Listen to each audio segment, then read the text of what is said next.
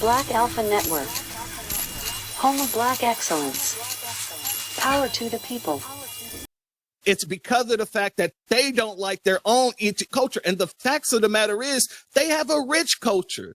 Now, I'm not a person that goes around just denigrating on Africans. That's not what I do. I came up through the same era of the Tariq Nasheed when he put out Hidden Colors.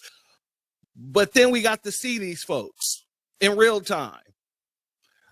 And they don't even appreciate all the things that they have built in their country. They don't appreciate all their ancient customs and things like that. It was us who had to bring that to the light. It was us who was glorifying that stuff. When we stopped glorifying that stuff in the situation of, y'all acting the ass, I'm going to go ahead and just concentrate on the great things we've done here. They're now scrambling. Oh, no, don't do that. Because now when you concentrate on what you built here, you can now see what other people have shown for the people that there are. A lot of these folks are just leeches. They're leeches. They're trying to leech onto everything that is FBA because they have no relevance outside of that.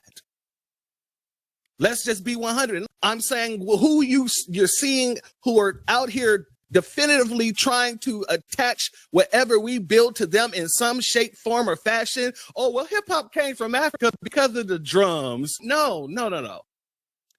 We are an amalgamation of a lot of things. You're not going to go anywhere around the damn world. You're not going to find anybody around the world trying to copy anyone else's culture to the amount of how they copies ours.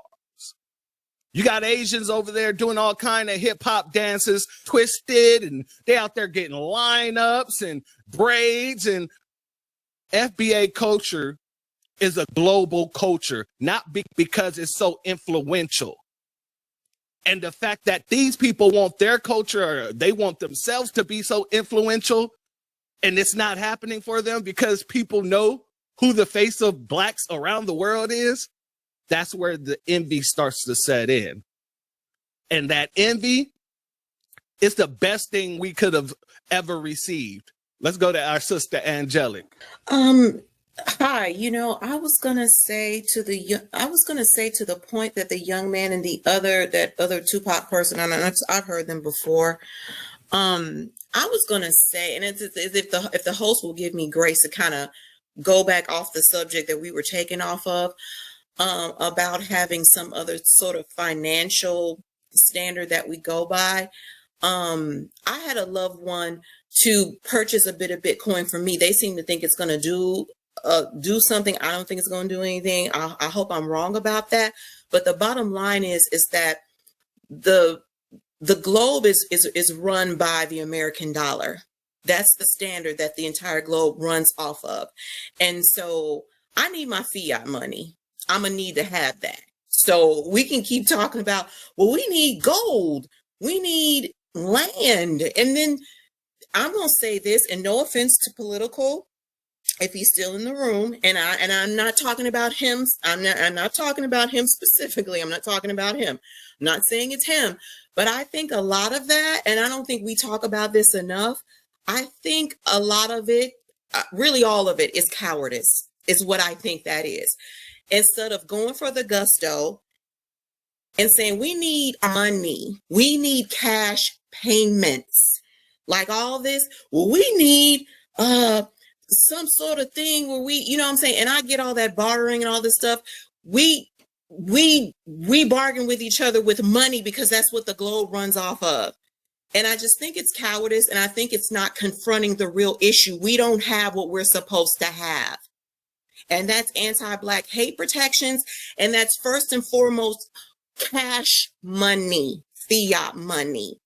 And so I'll just leave it there. Thank you. Yes. So see, Dr. Cress Wilson, she said, she put it very, very simple with it. It's called living in the psychoses. When you operating outside of the realms of reality. Now, here's the thing. I'm not saying that these things can't happen, but we have to operate in the system that we're in. Once we get reparations, guess what? I don't have a problem with anybody going to start a new dollar, a new whatever. But let's be 100% clear. when you're trying to move away from what's old in order to kind of create a balance somewhere else, you're never going to be able to do that. You're never going to be able to do that. I say, take your time, work on what you're working on while we're working on these reparations. And once we get those passed, then yeah, you now, whatever the situation may have you. I don't readily tell people that, yeah, we need to get this over this. I already said it. When it comes to reparation, it is very, very clear. We need funding. We need policies for protection, things like that. And everything else is a sub of the reparations. Now, I get we want to try different things, and that's okay. Let's go. I'll let Political get his rebuttal on. Go ahead, brother. Okay. Cowardice. I would think that would be a little harsh word to use. However, remember, brother, she said not you, not you. All right. She made sure to caveat that. No, I understand. But anyway, okay. I am a very strategic man. I played chess ever since I was 11 years old and was a beast at it. What I'm looking at is the battlefield currently. And on this battlefield that I'm looking at, yes, the reparation fight is here. This is the reparation generation, as Big Brother stated. But how was the Revolutionary War won? It wasn't won straight on the battlefield. It was won with spies. When you go into war, you come at different angles, not just one. What I offered was another strategic way while we're fighting for reparations currently,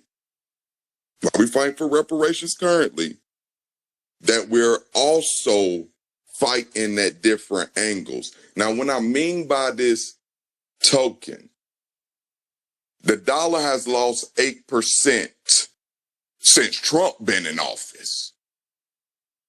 We're not talking about BRICS, Brazil, Russia, India, China, South Africa. They started their own currency.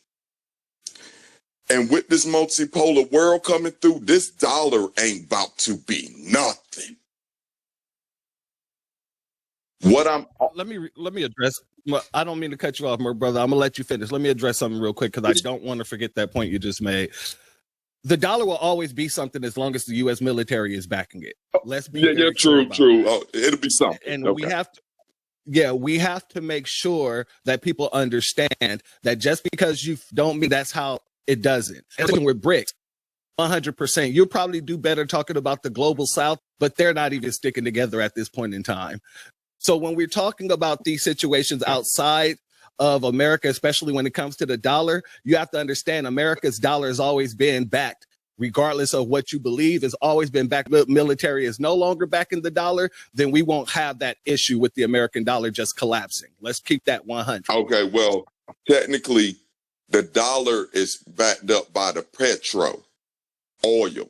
It was a deal done with Saudi Arabia, where Saudi Arabia said, hey, look, I tell you what, we'll just let everybody come buy oil with the dollar if you protect us. That's what I was about to tell Okay, you. now what is happening right now, my brother? What is happening right now? Saudi Arabia. The dollar is not, my brother, the dollar is not backed by oil. It hasn't been backed by oil in decades. It's backed by the U.S. military. Reason why is because if anything happens where Saudi Arabia and the U.S. go at it, America won't behold it to Saudi Arabia. We'll just go in and take it. That's the thing about the U.S. dollar. What you're talking about is that oil is traded, crude oil is traded in nothing but the American dollar. Exactly. That was the deal. As of recently, they've opened that deal up. So they're now accepting rubies. They're now accepting other forms of currency from other people around So what's the world, happening to the including United States the dollar? BRICS. That's my point. The Okay, United so if States dollar, everybody, hold on, my brother. If everybody, go ahead. if everybody at the beginning of it, the whole world had to buy oil from the dollar, and now everybody can go to Saudi Arabia and spend rubles, spend yin yang, whatever. I forgot China's is currently. That devalues the dollar. That automatically devalues the dollar. So only thing I'm saying is, I'm not saying that the dollar is not going to be dominant for the next 10 to 15 years. I'm not stating that. What I'm stating is it is falling. And what would be great for Black Americans to do, why it's falling, we're not being stagnant. We're climbing. We seeing what BRICS and them doing and building a different currency. We got great educators, scientists, and the likes. I'm just a brother from the hood, and I'm talking about this. Now imagine if we had our supreme minds on it. I'm going to be honest with you. I've been following the BRICS situation, and until they do anything of like actual tangible, it's just a name. That's just what it is. Like I said, concentrate on what is. And it's the same thing with, if you're not paying attention to white supremacy will do you wrong. Absolutely. That's just how it is. Absolutely. Right? When you're able to look at white supremacy for what it is and not for what someone might say could happen, might happen, should happen down the line, not worried about the hypotheticals. We're looking at what's happening right here, right now. I'm saying, to be honest with you, because a lot of these countries are struggling getting along. Right now, Russia and China are kind of going neck and neck at each other.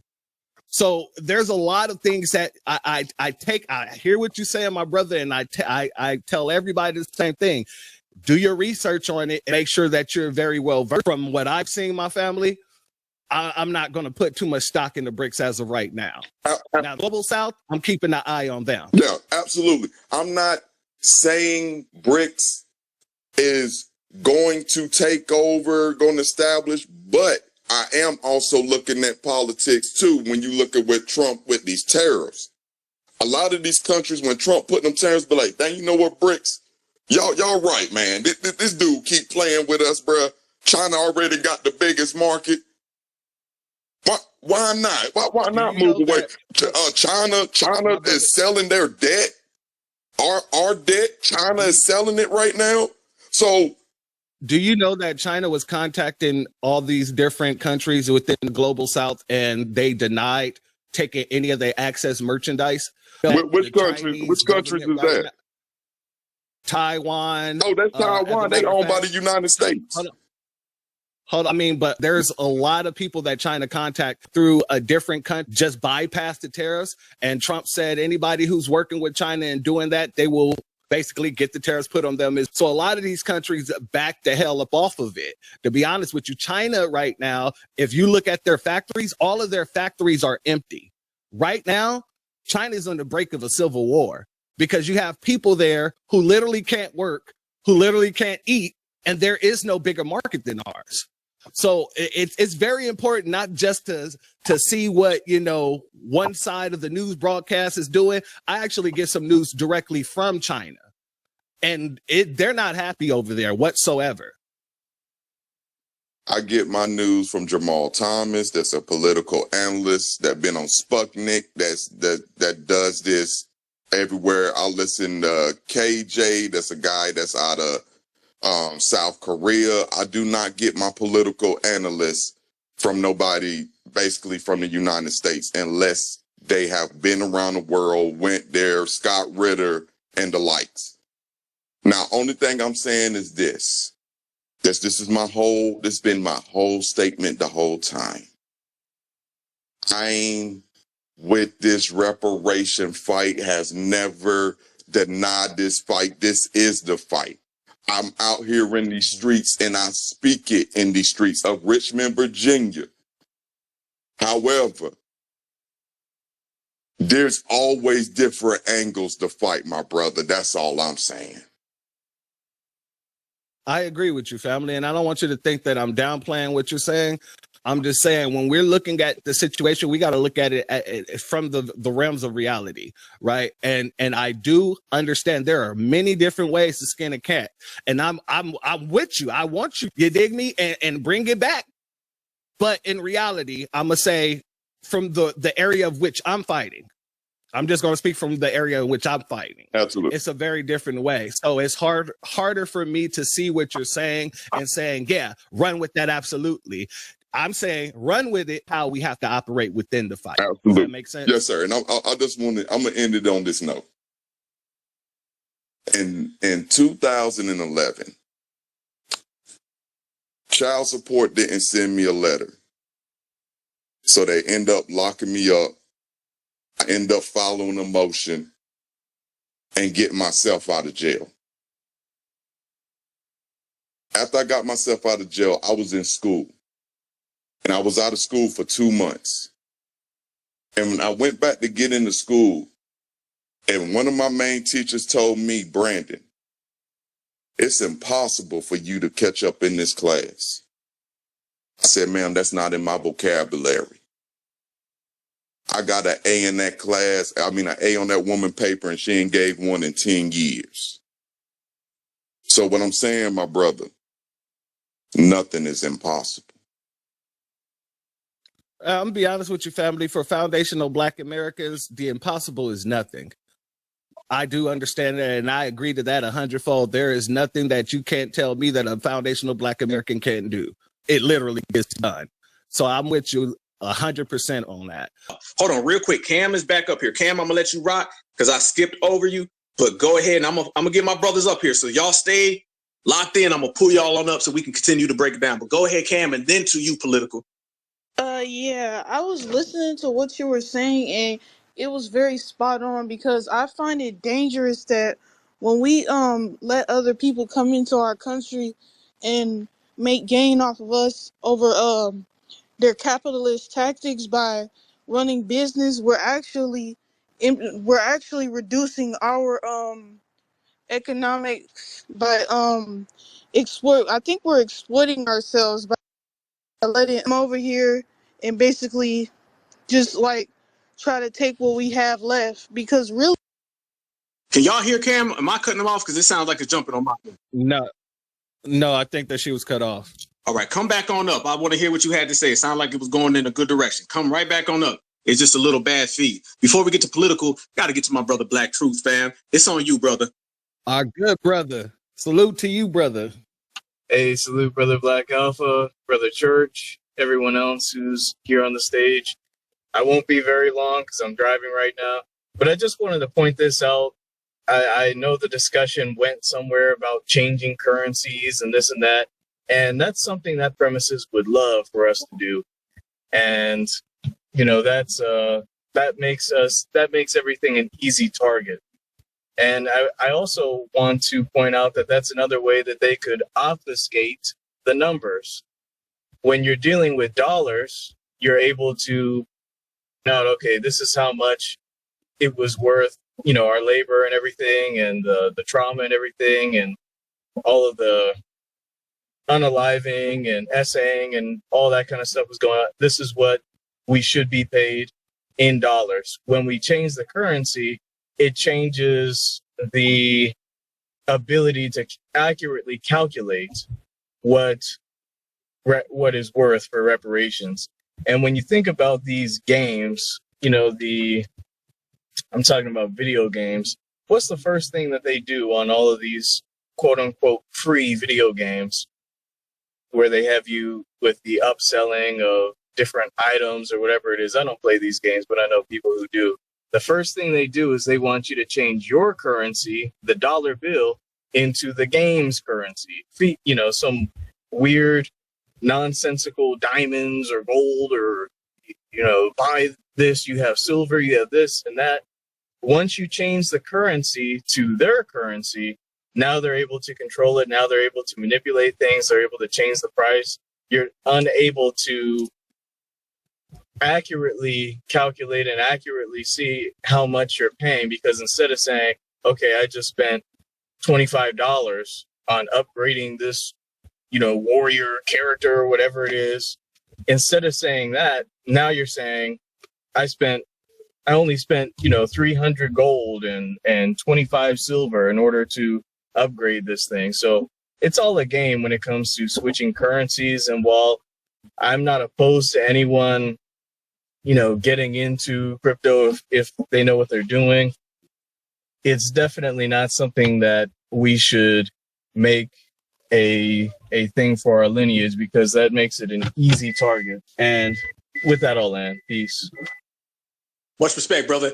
My brother, he said we ain't about to play Super Mario Kart up in here. He said we don't need no gold rings. We ain't about to play Sonic the Hedgehog. We gonna play dollar bills. I heard my brother EJ earlier. He said cash rules everything around me. Cream. You know what I'm saying? I say cash reparations everywhere around me. So that's what it is. It's still cream, fam. But we gonna go ahead and put that reparations for that R. Dollar bill. Brother Church. Yes, sir. I want to make sure everybody go show some love to our brother Black Truth United and his backup page, and especially go check out his B1 Rolodex, because our brother got so many resources in there for us. Thank you, sir. Yeah, so the B1 Rolodex, that's something that I'm working on. It's a document, a free document anyone can access. It's a Google document, and it's a place where we can go to get verified FBA and B1 businesses. So I would say about 95% of the businesses are FBA owned. The other 5% are people who are B1, but not of our lineage. And so I just started adding a whole bunch of people, like from the FBA Expo, Brother Sincere's podcast that he does, a whole bunch of different sources. And then I just started doing research. I added farmers. Right now I'm working on adding doctors to the list. So I'm also adding professionals, FBA and B1 professionals to the list. So just trying to grow it out. There's a map version of it as well. So I'll definitely put it in the Jumbotron. We may be able to discuss it in more depth at another time, but I'll definitely put that in the Jumbotron for the family. Thank you. We got political up in here. Go ahead. It's on you, brother. I didn't really want to talk about the plan, but since it was brought up again, one thing I know is this. We bring in $1.82 trillion a year. We got a better chance currently at the moment to create our own website, broadcast our own businesses, rather than working on reparations. Reparations is a fight, to me personally, that's doing it with the chessboard. At least 8 years to 10 years away. What I'm trying to implement, we can do that in 2 years. Brother, I got to intervene, fam. We got to keep the thing. I don't want to track back, man, to this subject. I'm tracking back on what was tracked back on me. But now I feel you, fam. But your point was made. People who listen to the space. Reparation plan. Let's go. I just want to hold on, wait 1 second, brother. One second, family. 1 second. I want to get some new speakers in here because I got a bunch of new people in the room, a lot of people coming in. If y'all want to hear that discourse, boom, it's there. Brother already said his piece. Y'all listen to what he said. Everybody hear it. Now, I will say all plans elongated, and reparations is in the front of mine. Okay, I don't want to. Can I talk about reparations? To the side. I didn't come to talk about reparations. I mean, I came to talk about the reason why I put my hand up, bro. No bull was. No, I feel you, bro. No, I feel you. I feel you. I'm just talking about the part about reparations can be on hold. No. What you saying? No. I never said reparations can be on hold, my brother. No. What I'm saying, it sounded like just a minute ago that you were saying that we need to do your plan and we'll get to the reparations. That's how it kind of came out. Bro, that ain't never that, bro. That's idiotic. I know what I'm saying, but it came when you said reparations takes long, and what you saying can happen in 2 years. That's implying that your thing is more of a quick-witted thing that can get done, and reparations is more of a elongated thing. So you put two time frames on it. Only thing reparations I'm saying, oh no, what I'm saying is this: Black empowerment dealing with economics versus politicians How about we just do both, brother? Quicker, because at the end of the day, there's no matter of quicker or faster. Brother, there's no matter of quicker or faster. Do it both. Multitask.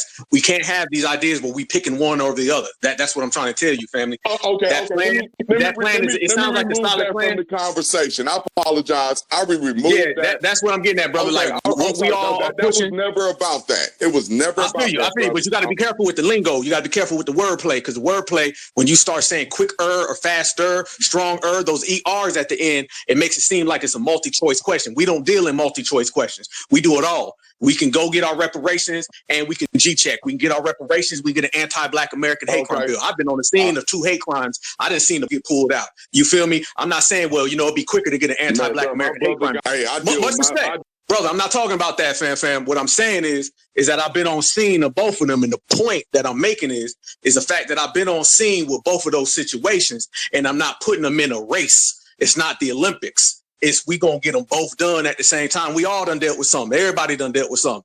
I'm not talking about what you dealt with. I'm not talking about what anybody in this space done dealt with. I'm talking about how all of us have dealt with something, and it's a matter of getting everything done at one time opposed to chasing one over the other. That's the point. That's clear. I ain't even twist that up, brother.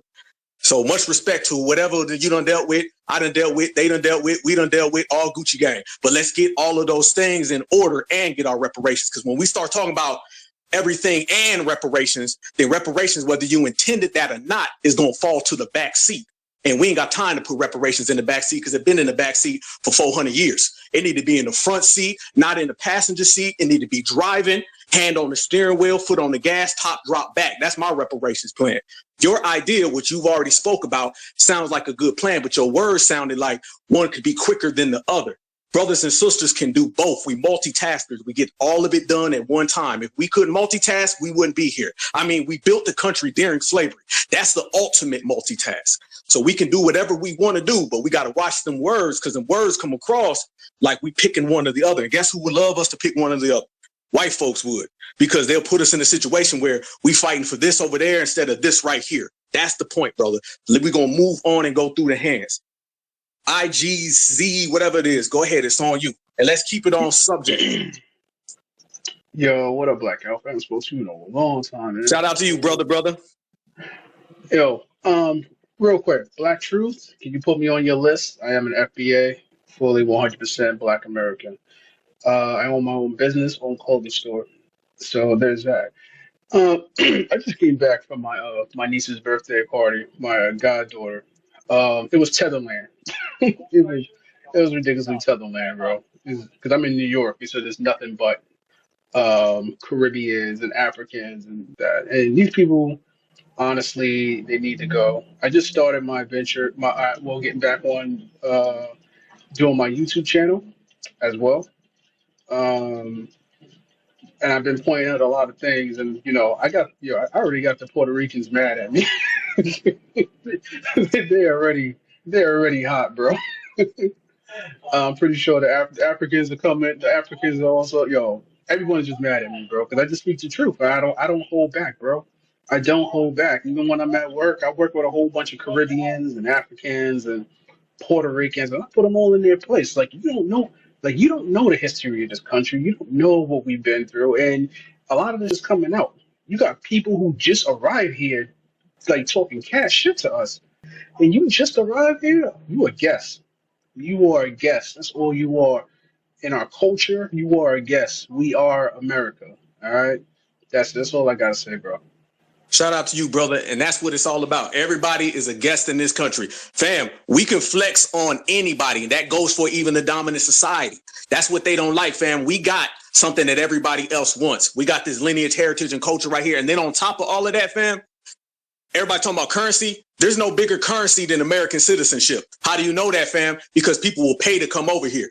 So in fact that we got that and nobody else has that, that's got everybody upset. They don't like the point that the people they hate so much, they got to deal with. And this is what we're doing. And by the way, speaking of, oh boy, and reparations, let me say this about reparations. Anything being spoken of, whispered, talked about in a roundabout way, a straight way, upside down, vertical, horizontal, that's putting reparations in the back, damn that. It's all about reparations first. It's all about reparations across the board. And it's all about reparations, period.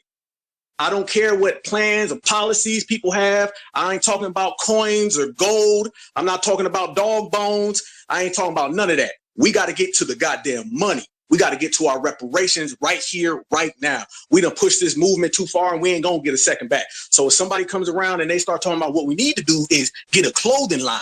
And on the clothing line, we could sell the cloth. And the cloth will give us currency in China. Then we can take the Chinese yen and exchange it for pesos in Mexico. That'll really be our reparations. Damn that. Somebody come around here talking about something. What we need to do is invest in the dirt.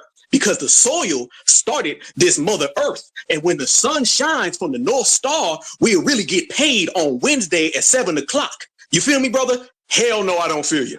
Let me tell you what I feel. I feel that that's a waste of goddamn time. And I feel it's all about that goddamn money. And that go for anybody. So let's get paid. Let's get that cash. Let's stay focused. Damn all the sidebars, the disclaimers, that's a waste. I'm all about making efficiency. And efficiency is we coming to get that goddamn check. Keep your plans to yourself. There it is. There it go. Church, go ahead, bro. Yeah, family, I'm gonna be honest with you. I just recently read an article where the Top Hat community has just found a way to get reclassified as a minority as well. Now, you don't have people within the Top Hat community running around talking about, oh, we don't need to be minorities. We don't need to get business contracts through that. And we don't have that. And we also don't have people who have good ideas. It may be good ideas coming and saying we should replace it. And I'm not saying that's what he did, but that's exactly what it did sound like. So I'm glad that you did say something because I was actually going off mute, but you came off mute first. So I said, okay, I'm going to let you handle that. But that's exactly what it sounded like. It sounded like it was like, well, I wasn't here to talk about reparations. But here's the thing. The conversation is about reparations. So everything else is either going to be a situation where you're trying to take away from the actual conversation is going to be a disruptor, or you actually have a genuine idea and you don't understand that we're not exchanging that idea for another. Now, if you want to do it, cool. Like you said, we can multitask. We are the champions of multitasking. We don't have a problem with that. But when we're speaking about reparations, we have a clear sight view. It's a tunnel view on that. We're not speaking about it just to be speaking frankly. And that's what a lot of people probably don't understand, is that when we're speaking about reparations, this is a now situation. That's why we're talking about it. These conversations are being had. Back in the 2008s and the 9s and stuff, when we asked Obama was talking about, well, that's not how America works. When we was asking about getting policy directly to us, it was unfeasible then. And all throughout the teens of the 2000s, 2011s, 12, 13, 14, 15, 16, people was against us. We kept the conversation straight in tunnel view. We kept moving forward. No matter what anybody said, that's a pipe dream, all that other stuff. Now everybody is on our bandwagon. Everybody's speaking about the situation that we brought to the table and we never relented from. So I don't think anybody who's in a position of power is such as the way we just took it several times over. Every time we said no to something, it showed and exhibited more power. When we said no to Hillary Clinton, it exhibited and showed more power. When we said no, okay, we're going to sit out 2020, and all of a sudden Biden comes in and we was like, okay, this is good, because it's up to the Democrats now to keep themselves in power. And every step of the way, they were sitting there slapping us and giving us a slap to the face and pulling in people and giving them forms of reparation and things like that. We moved past that. And now we're here where more people is seeing and exhibiting the same talking points that we have shown and exhibited. So who have pushed for that much power will now want to sit back and just put all their eggs in one basket that don't have nothing to do with the whole topic that we got the power from. That makes no sense. That makes absolutely no sense. Why would we change directions now? Now, if you coming out and you got a new branch coming out of that tree and you want to explore that branch, by all means, let's see what fruit comes from it. That's what we're supposed to do. That's what we've been doing since slavery and before then. We're all just one big old tree, and everybody got their branches stemming off, but not every branch works and not every branch survives. But that root of that tree, the root is the reparations. The root is what's going to survive and continue to survive because there's actual merit in what we're fighting for and what we're moving towards. And with that being said, we can go to the Hands family. Hey, Church, I'm gonna go ahead and put dinner on hold for the rest of the week, fam, while I get this new currency popping. You down? Oh man, no, I gotta eat. I'm a total. That's a good point. Hey, and I gotta eat with this goddamn reparations money. Checkmate. That's right. Checkmate.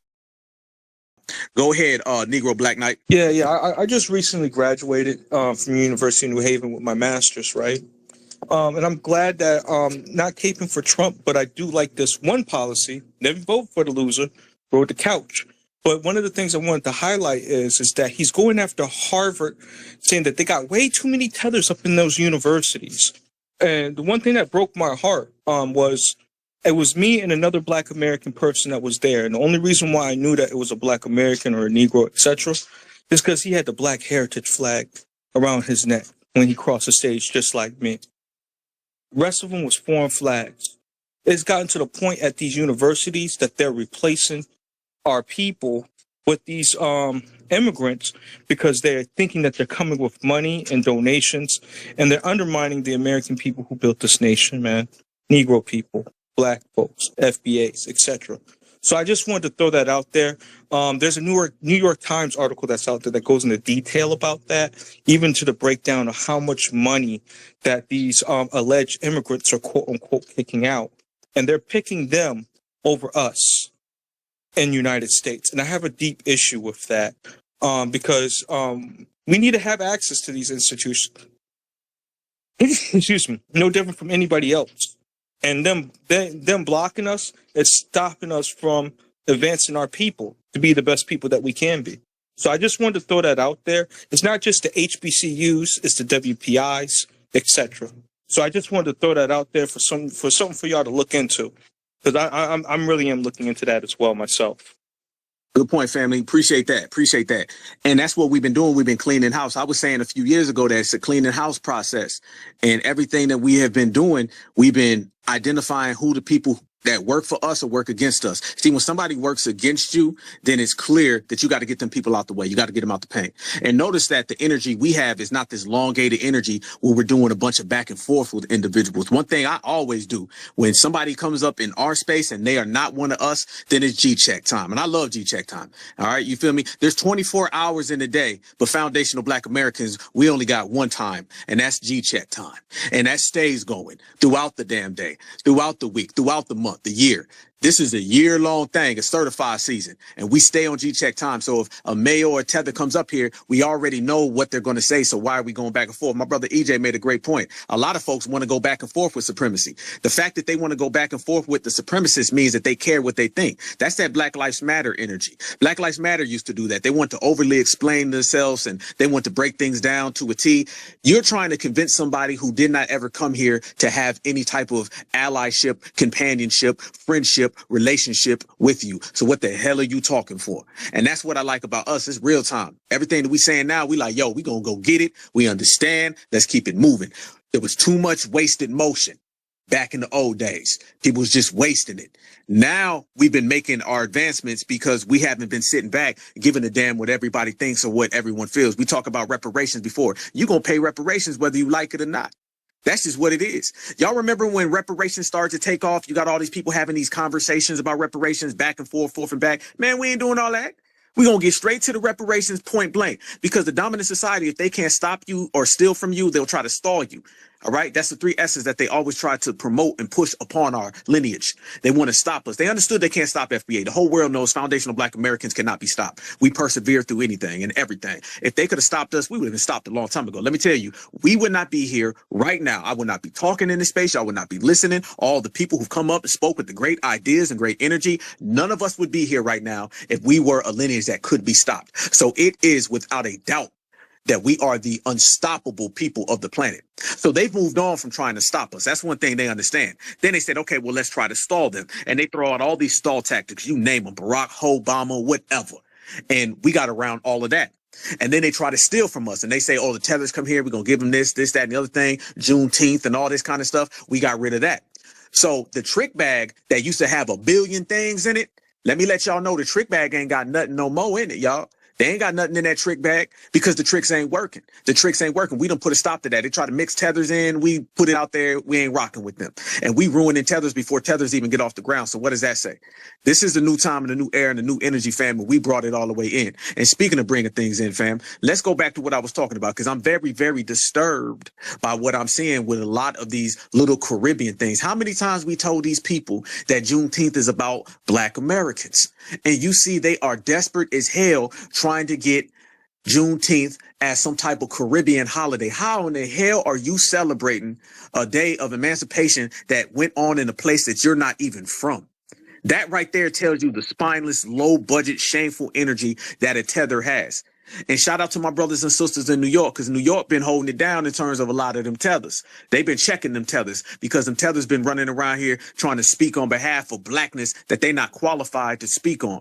So we've been getting them out the paint. We letting everybody know everything and anything that has something to do with FBA will be represented by FBA and nobody else. We publicly denounce anything that is Caribbean sponsored, that is attached to our lineage because they're not qualified to sponsor a goddamn thing. Only thing they can sponsor is a colonizer coming over there and not giving them access to their own beaches and their own restaurants. Now, if we want to have a celebration about not owning your own stuff, then they can have it. We want to have a celebration about being conquered and dominated by people that you outnumber, then they can have it. But when you want to start talking about Juneteenth, Memorial Day, or anything that FBA has created, you're going to go ahead and have to run that check, run that respect, and nothing else. Go ahead, my brother EJ. Thank you for tagging me back in, brother. I'm definitely ready to whoop some more. But this just goes to show you that us trying to explain stuff to these people has gotten out of control. We're in the year 2025. I've been knowing Black Alpha for at least maybe 4 years, and he been having these spaces for the longest about different topics when it comes to these tethers and when it comes to topics that's going on within the foundational Black American lineage. Us explaining stuff to these people has gotten so old, and I get so disgruntled, and I get so mad of us trying to explain stuff to these people when we know what our main objective is. And these people are like something off-brand that's made from a factory in China. You know it's not the good branded version of the item you want to get, but they keep manufacturing the cheaply made product. This is why I look at supremacy. It's a cheaply made product when it comes to them coming into our spaces. They just come out of the woodwork by the tens of thousands, and tethers are like that too. So we just don't have to keep wasting our time, or just have to keep listening to these people, because the energy that they can be using in their homelands, they don't want to use it because they got a coward mindset. A majority of these foreigners have a coward mindset. Yeah, you're going to have a few that has a Black first mindset, but a lot of them don't want to be amongst their people, because the few of them that are actually on code, they don't want to be around them. They're so used to being around white folks and Asians and other folks within their lineage and within their group, that they don't know what it truly means to be on code. They don't know what it truly means to be a part of their people and to go through the struggle. Hell, they don't even know how to teach their kids right from wrong, let alone their left foot from their right foot. And it just goes to show you that stuff like this that's going on in these different states and these different parts of the country with these tethers, we just got to keep putting them in their place, man. The days of us keep trying to explain stuff to these people, especially when they're at a larger percentage in certain states, especially in like some East Coast states, like they already know what it is. They broke it down just like Jenga blocks. They're gonna stay in their area, talk their ish, but when it comes to coming into our territory and actually want to have a constructive conversation and talk that real stuff and actually want to keep that tethered energy, they ain't gonna do that. They're gonna stay on these apps just talking ish. And we can give you numerous examples of us regulating them when it comes to them talking that anti-Black American stuff. But this just goes to show you that as long as we're on code and as long as we have real brothers and sisters like Black Alpha, Queen Alpha that's at the bottom, Brother Torian Rain, Jason Black, and etc., everybody else who's holding it down in the new Black media, giving us good game, then we'll be all right. It don't take millions and millions of us within the community. It's take a small amount of us. It was just like our ancestors in slavery. It didn't take all the slaves to, try to liberate themselves, because you had Sambos that was out here, going back and forth with us about us being free. They were so used to being indoctrinated by supremacy and being under daddy's underarm, smelling them, wanted to tuck them in bed. When master's sick, they sick.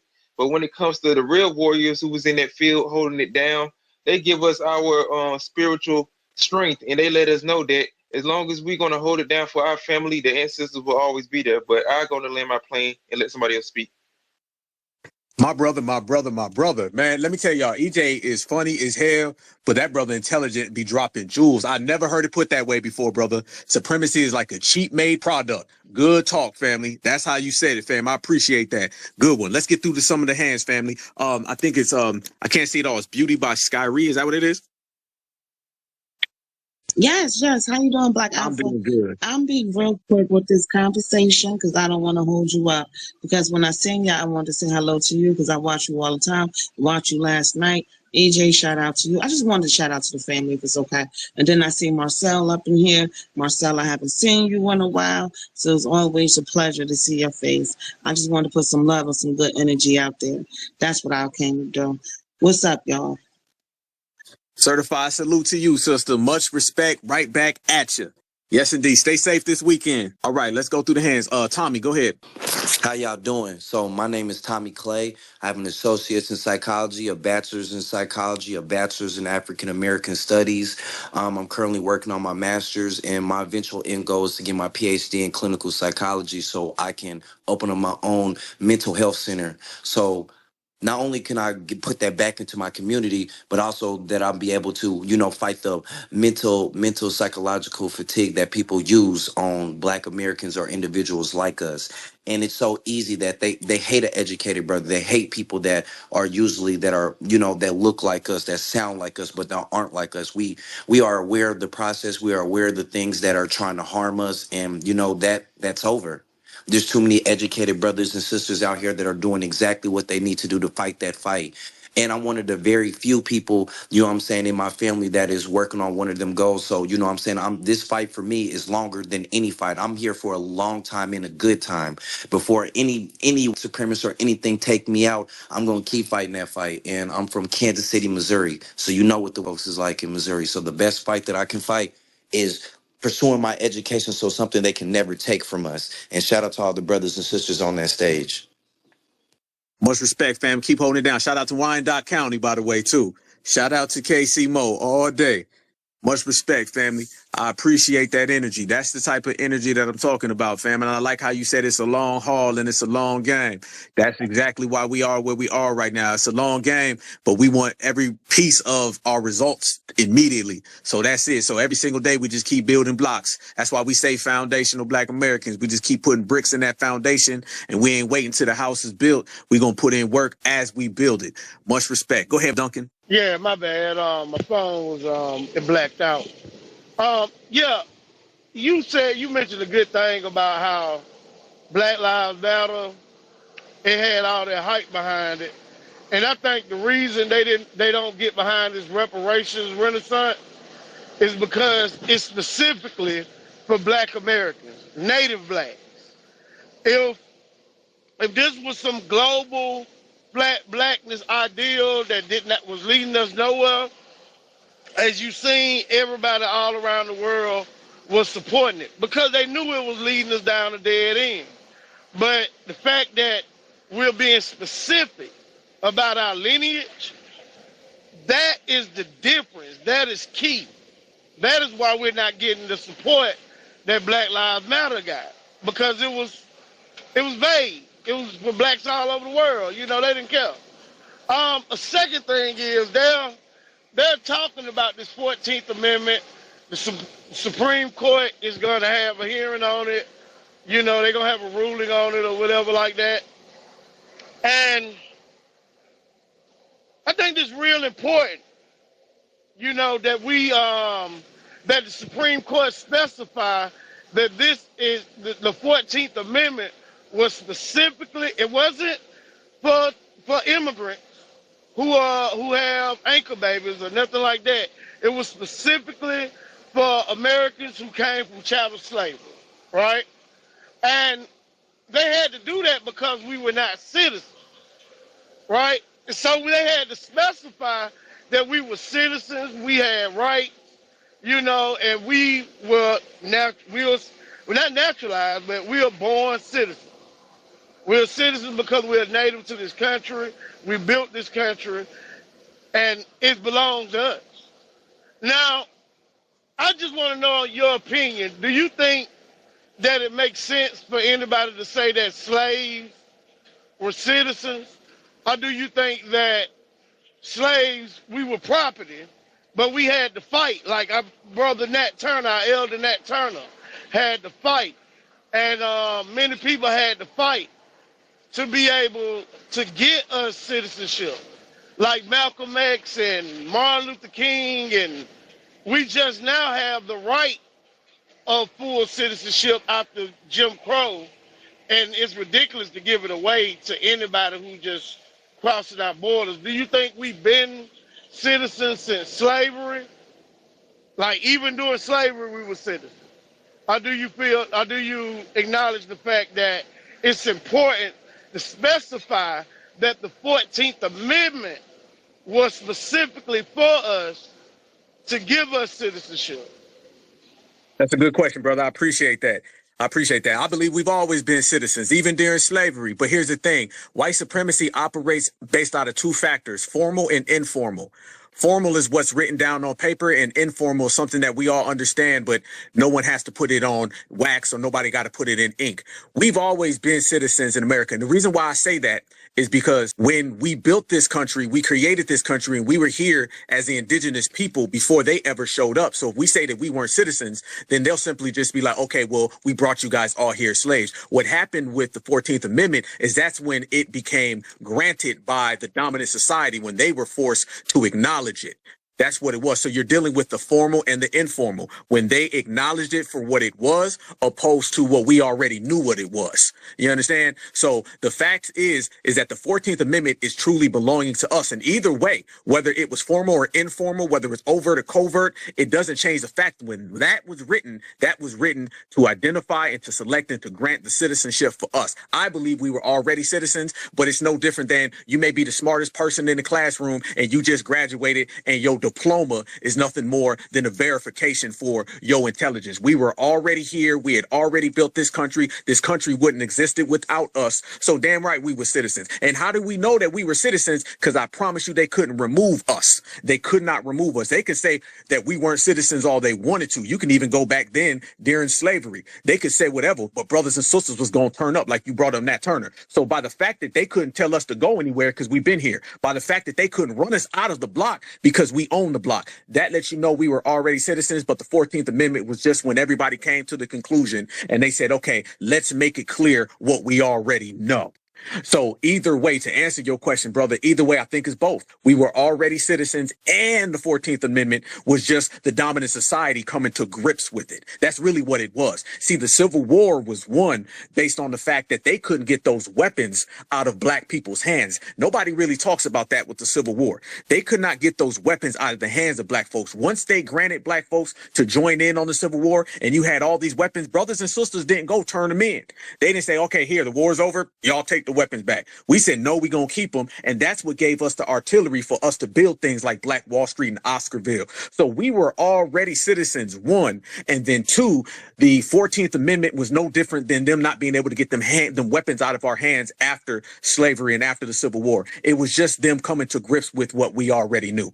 And both roads lead back to foundational Black Americans are the first Americans, the truest Americans, and the most certified Americans. And that does not belong to Tonto. That does not belong to Pedro, Romero, Gonzalez, Ramirez, none of them. That is exclusive to us. And anybody trying to crowbar or shoe in those people into our lineage is a direct violation of not just principle, but also the United States of America Constitution. You feel me, my brother? Yes, sir, I do. And the only thing I say is, now I never heard that. I'm just now hearing that people think that we were already citizens, but we can agree on. I agree with you on the part that we need to specify that the 14th Amendment, because that's my main objective in asking that question. I asked it in another room.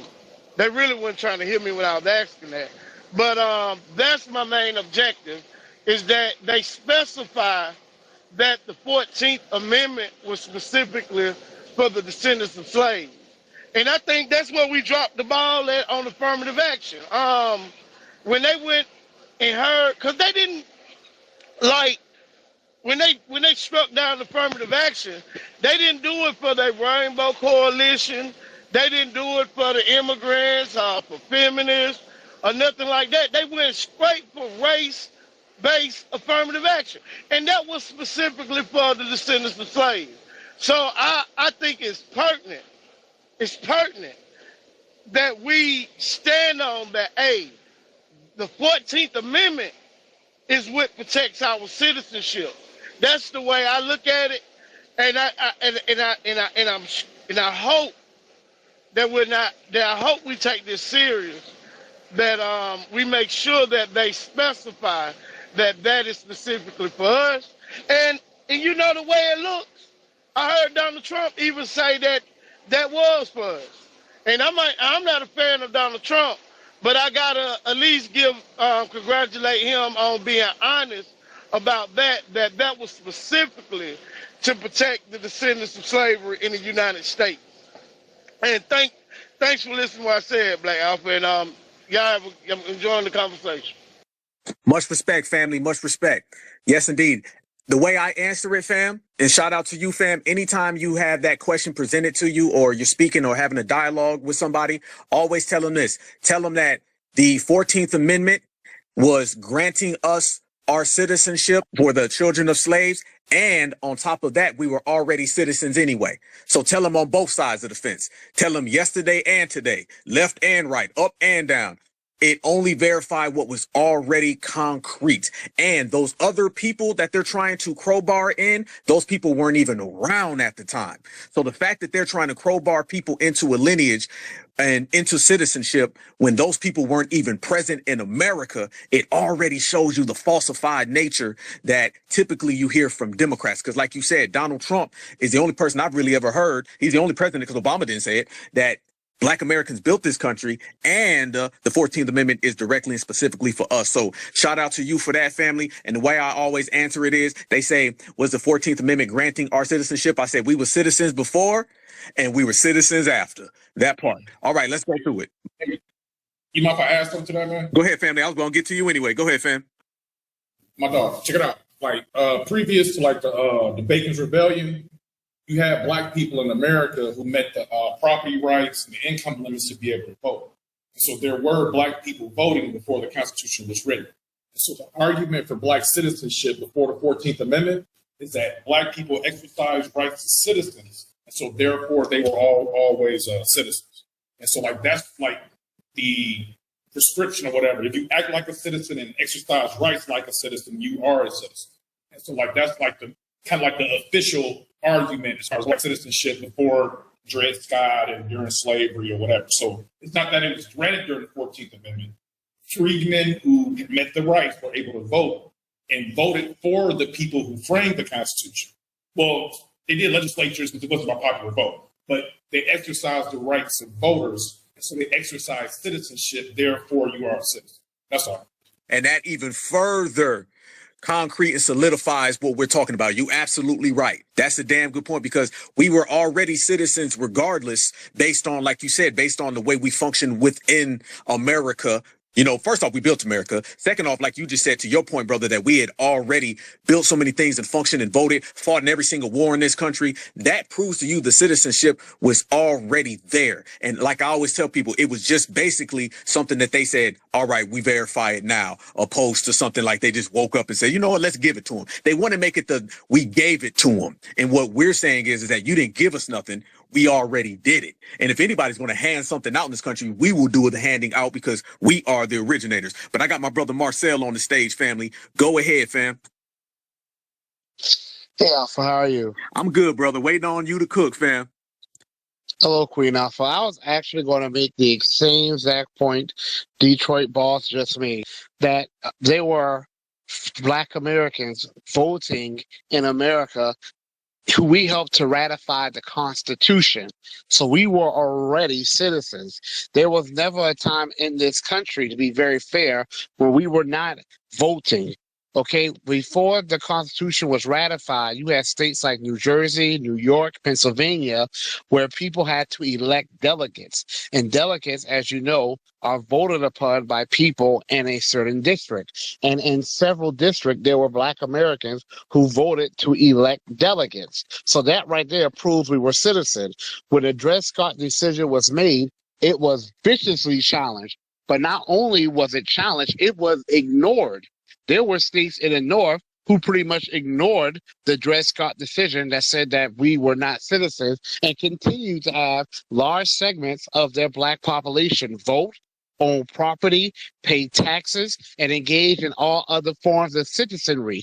But what is not even discussed, even in slave states, there were some of us who were emancipated, or we emancipate ourselves, or quote unquote bought our freedom, who owned property and who at times during the Revolutionary War fought on the side of America. So there was not a time we were not citizens. The Constitution specified that pretty much we had the same rights. That is why when the Confederate States seceded, starting here with South Carolina, the first thing they did was write their own constitution.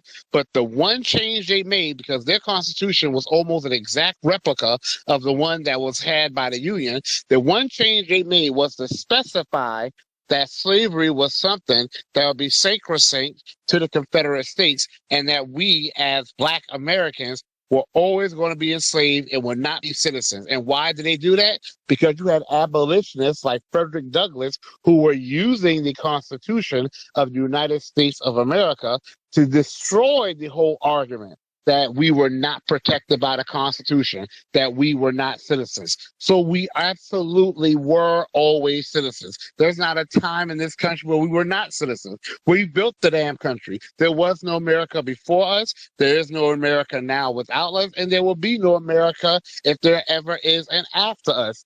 Second thing, the 14th Amendment did not grant us citizenship. That's kind of a misnomer that some people have. The 14th Amendment protected our citizenship. And why? Because the southern states that had seceded, when they were being added back to the Union, the Republicans, who at the time was the quote-unquote pro-Black party, they were afraid that southern legislators would do things to try to prevent us from enjoying the benefits of being citizens. So that's how the 14th Amendment came about. It pretty much solidified our status as citizens of the United States of America, protecting us from any devious actions that the southern legislators would take to try to rob us of our citizenry. So that's a better explanation of it there. Brother. Thanks for that, y'all. Thanks for that, y'all. Much respect, fam. Marcel, how do you feel about everybody who, particularly Democrats, who try to crowbar all of these illegals in and the fake justifications they use to the 14th Amendment? It's a slap in our faces. It's an absolute slap in our faces. They're taking something. And you know what? I have many criticisms of Donald Trump. I really, really do. I'm unhappy with a lot of things he's doing. But two things I'm happy with. He's not doing as good of a job as he could. He's not doing as much as he could, but he is getting these illegals the hell out of here.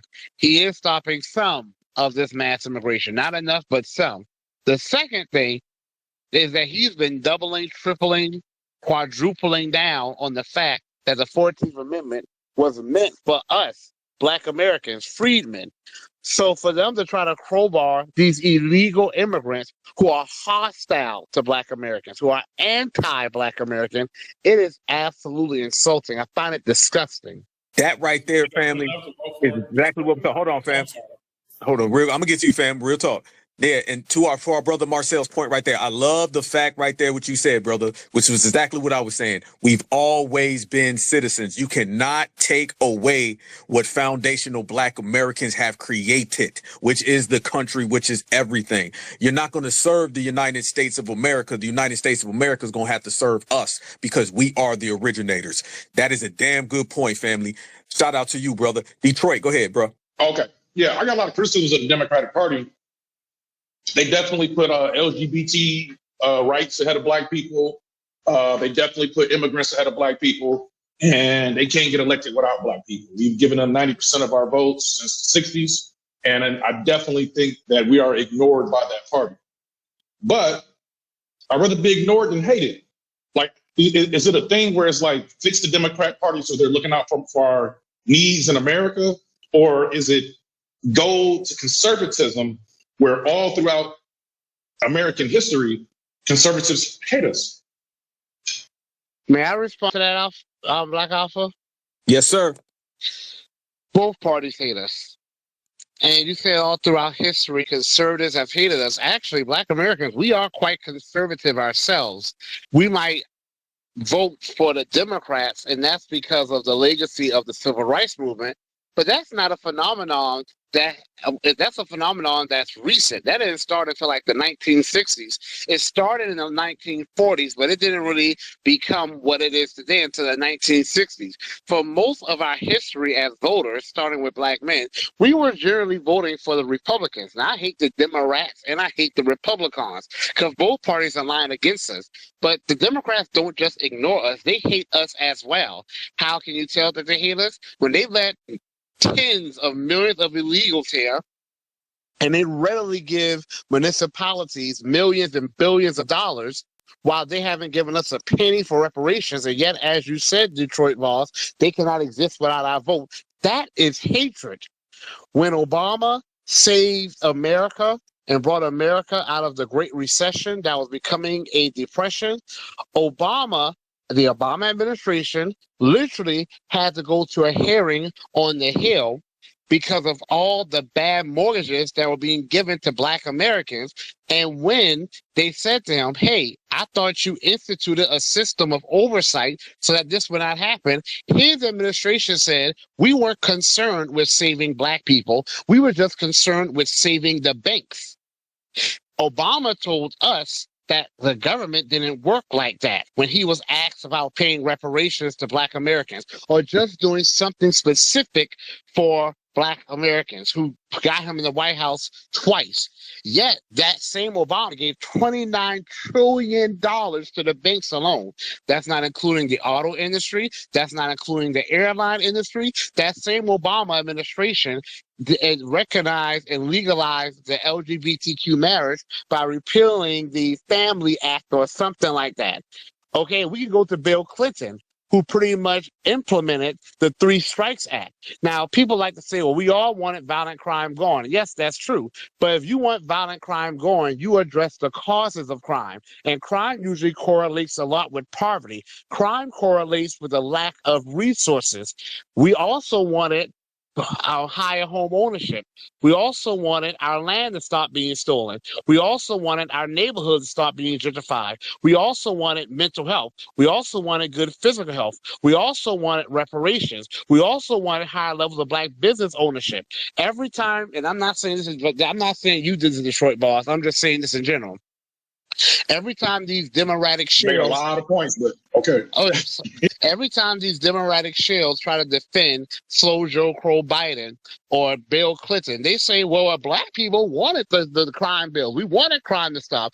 Of course we want crime to stop. We are largely a people who are law abiding, but we also wanted all those other things. We want reparations. They don't make that happen, but they can make a crime bill happen and then try to use us as the scapegoat. We also wanted our damn land that we've lost 14 million acres. They couldn't make that happen, but they could make a crime bill happen. We also want these white supremacists or wannabe supreme supremacists. We want them to be punished and held accountable. They don't make that happen, but they can make a crime bill happen. So the thing is, conservative is not a political party. Conservative is more of a ideological stance. A lot of Black Americans are conservative, meaning we believe in strong, stable families. A lot of Black Americans are still religious or have a higher level of religiosity. You know, I'm not saying yay or nay, that's just the facts. We are largely conservative. Now, if you make the argument that the Republicans hate us, hey, I can agree with that. I'll say the Democrats hate us even more. Because one thing the Republicans don't do, at least in modern times, they don't take our vote and then give us their behinds to kiss. The Democrats do that. So we have to ask ourselves, who hates us even more? And I'm not advocating for voting for the lesser of the two evils. Evil is evil. But who hates us the most?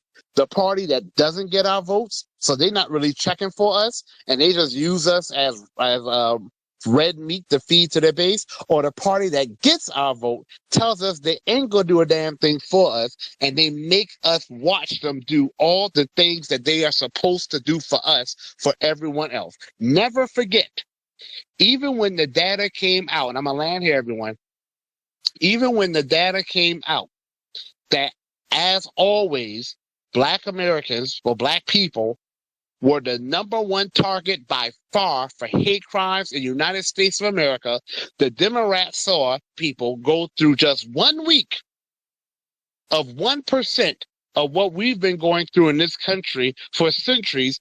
They immediately pass a hate crime bill. We haven't seen an anti-Black hate crime bill yet. They don't even talk about it. Never forget that in California, a state where the Democrats have a super majority, it was the Democrats who sabotaged the reparations bill. And it was a Republican, believe it or not, who tried to make it happen. Never forget that in Maryland, a state that is like 35% Black, a very blue state, a Democratic governor just vetoed a reparations bill, saying that it's time for the work. What he's been waiting for. He could have been doing the work all along. So the hate is coming from both parties. But I feel extreme hatred toward the Democrats because they've been getting our vote for decades, and we have nothing to show for it, but that we are way worse off now than we were before Jim Crow ended. And I'm not just saying that for emotionalism. That is a fact. We own less homes now. Our marriage rates are lower now. We have less land now.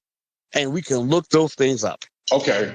That's why I'm making a discernment between ideology and political party, because the parties did switch. And so conservatives were the Confederates in the Civil War. Conservatives did the Compromise of 1877, which started 100 years of Jim Crow. Conservatives fought against the Civil Rights Bill. Conservatives started private prisons. Conservative Party did COINTELPRO. Conservative Party, like any negative aspect of what's going on in the Black community can be traced back to conservative ideology. I said in the beginning, I have a lot of criticism of the Democratic Party. I said they've ignored us for LGBT, immigrants, and blah, blah, blah. I agree with you there. But there is no place in conservative for Black people, because the core of conservatism is to stop Black people from advancing. Like, historically speaking, every big negative thing that happened to the Black community was from conservatives. Okay, so if you're saying the party switch, who's the pro-Black party now then? Tell me, because in the 1700s or the 1800s, okay, so I'm about to say, because there's an anti-Black party. There's a party that ignores. There's two anti-Black parties. I disagree. There's two. No, how do you disagree? I just told you. Tell me. Hold on. You talked for 10 minutes. Hold on. Wait a minute.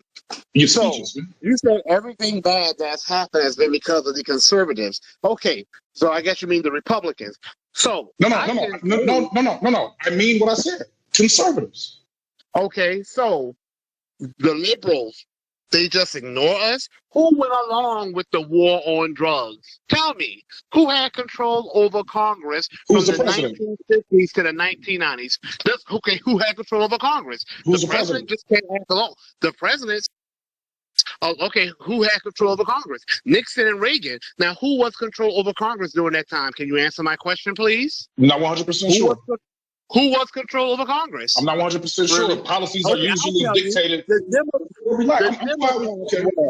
You see, The Democrats had control over Congress from the late 1950s to the mid 1990s. They sat right there and implemented all those war and drug policies that they knew were targeting us. They sat right there and let heroin and crack flood our neighborhoods and then targeted us with those same damn policies. They sat right there and got the Japanese reparations done while giving us their behinds to kiss and spoke against reparations for us. So I reject this whole it all comes from the conservatives. If you don't think these liberals are just as anti-black, I have a bridge to sell you.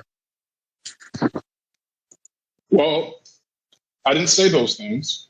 The only thing I said is the conservative party can be linked to every negative aspect of things that have happened. And so in black can people. liberalism. Wow. So can liberalism. That's the whole point.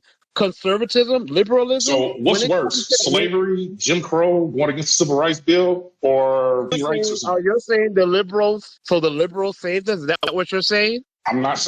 I said exactly. Well, you're changing my argument. You changing what No, I'm saying. I asked you a question. I asked you a question. You asked me, am I saying things that I never said? No, I'm asking you a question. So are you saying there were no liberal slave owners? You're saying there weren't liberals supporting Jim Crow? You're saying there weren't liberals who enslaved people? You're saying there weren't liberals who do it? Are you who weren't engaged in redlining?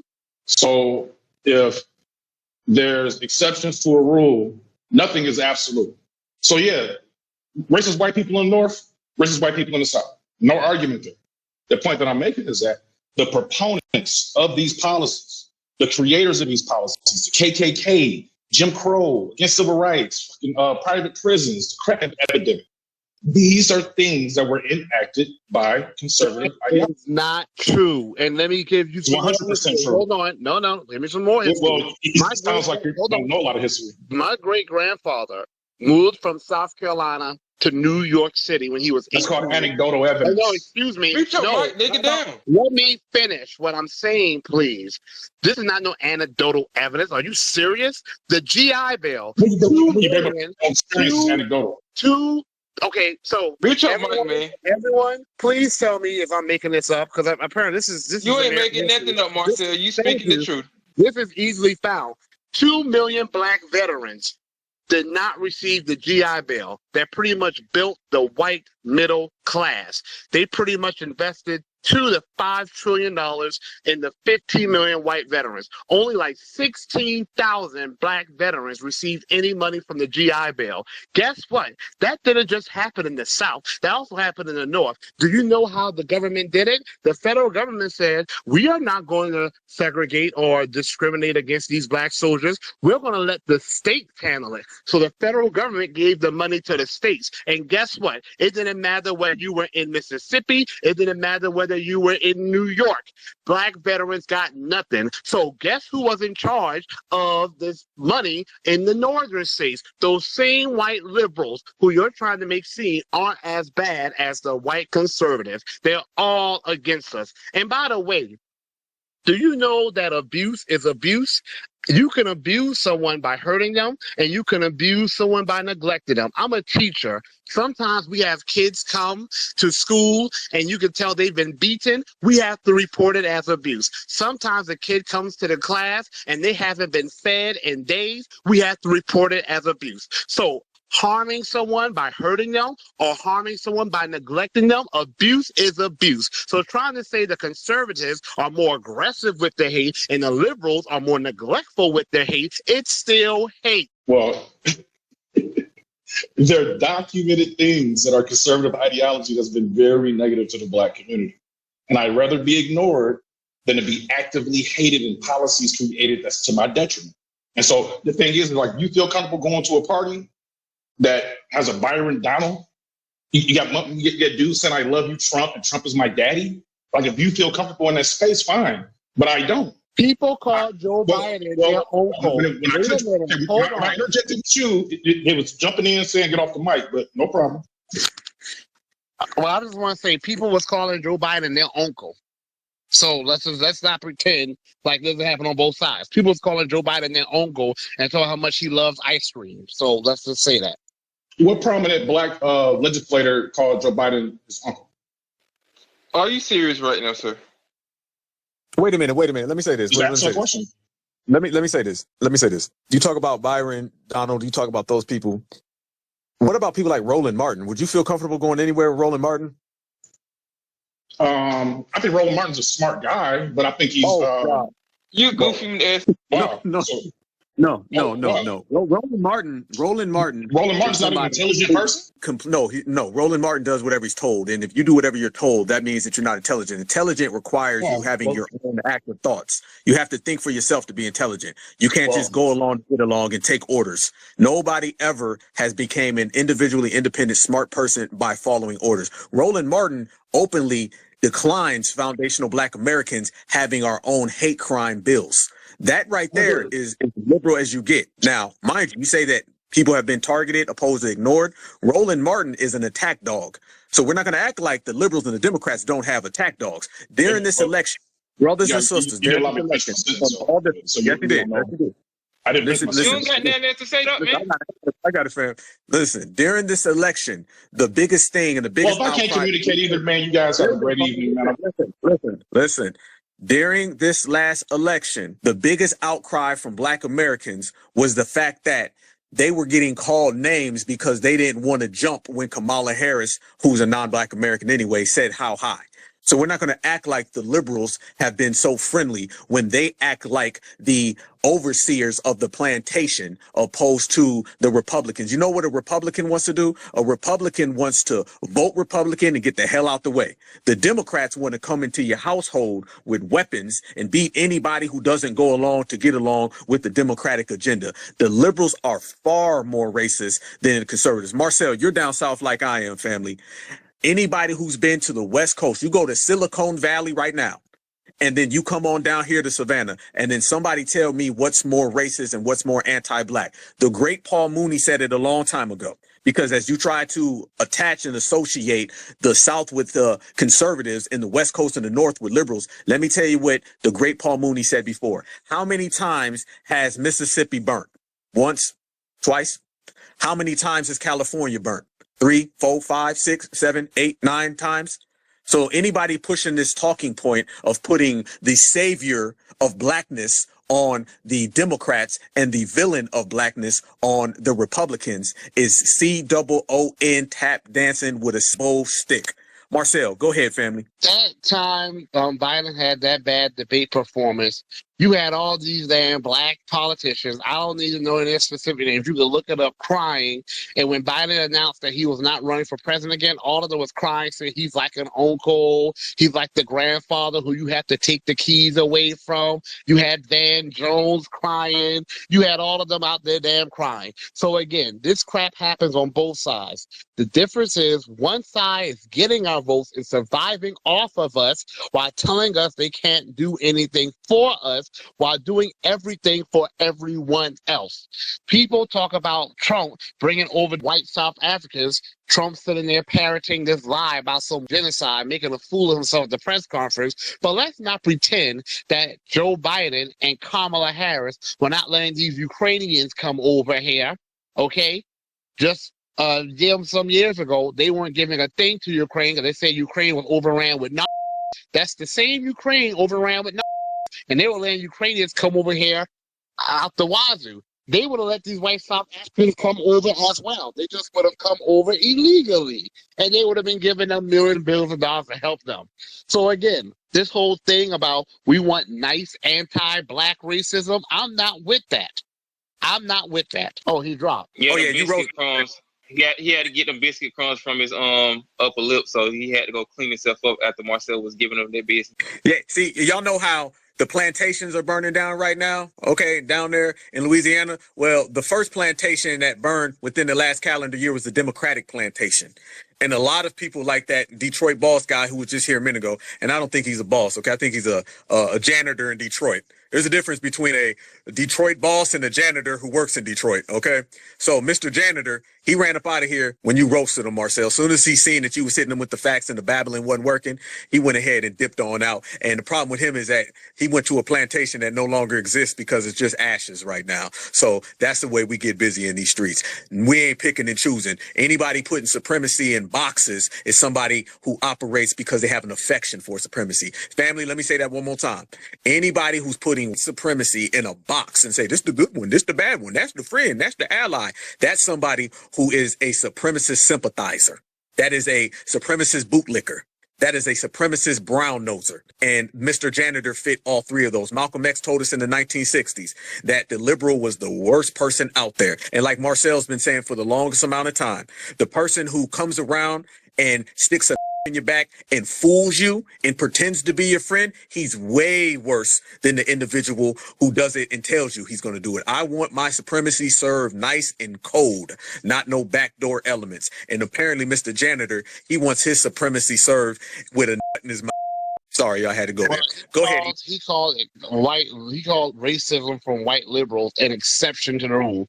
So I guess my thing is this. If white liberals were not racist as well, we would have reparations by now. We would have had all our land restored, at least been paid, compensated for our stolen land.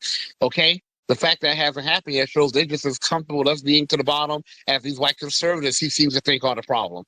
He seems to think that there were no liberal slave owners, that there weren't liberals supporting Jim Crow, that there weren't liberals in all those northern, midwestern cities that were having these large race riots. Oh, fam, let me add this to the whole game. Marcel, my brother, since I got you on here, extraordinary historian family, you heard about the Devil's Punch Bowl down in Mississippi, right? Yep. Was that the Confederacy or the Union? That was absolutely the Union. There y'all go, right there.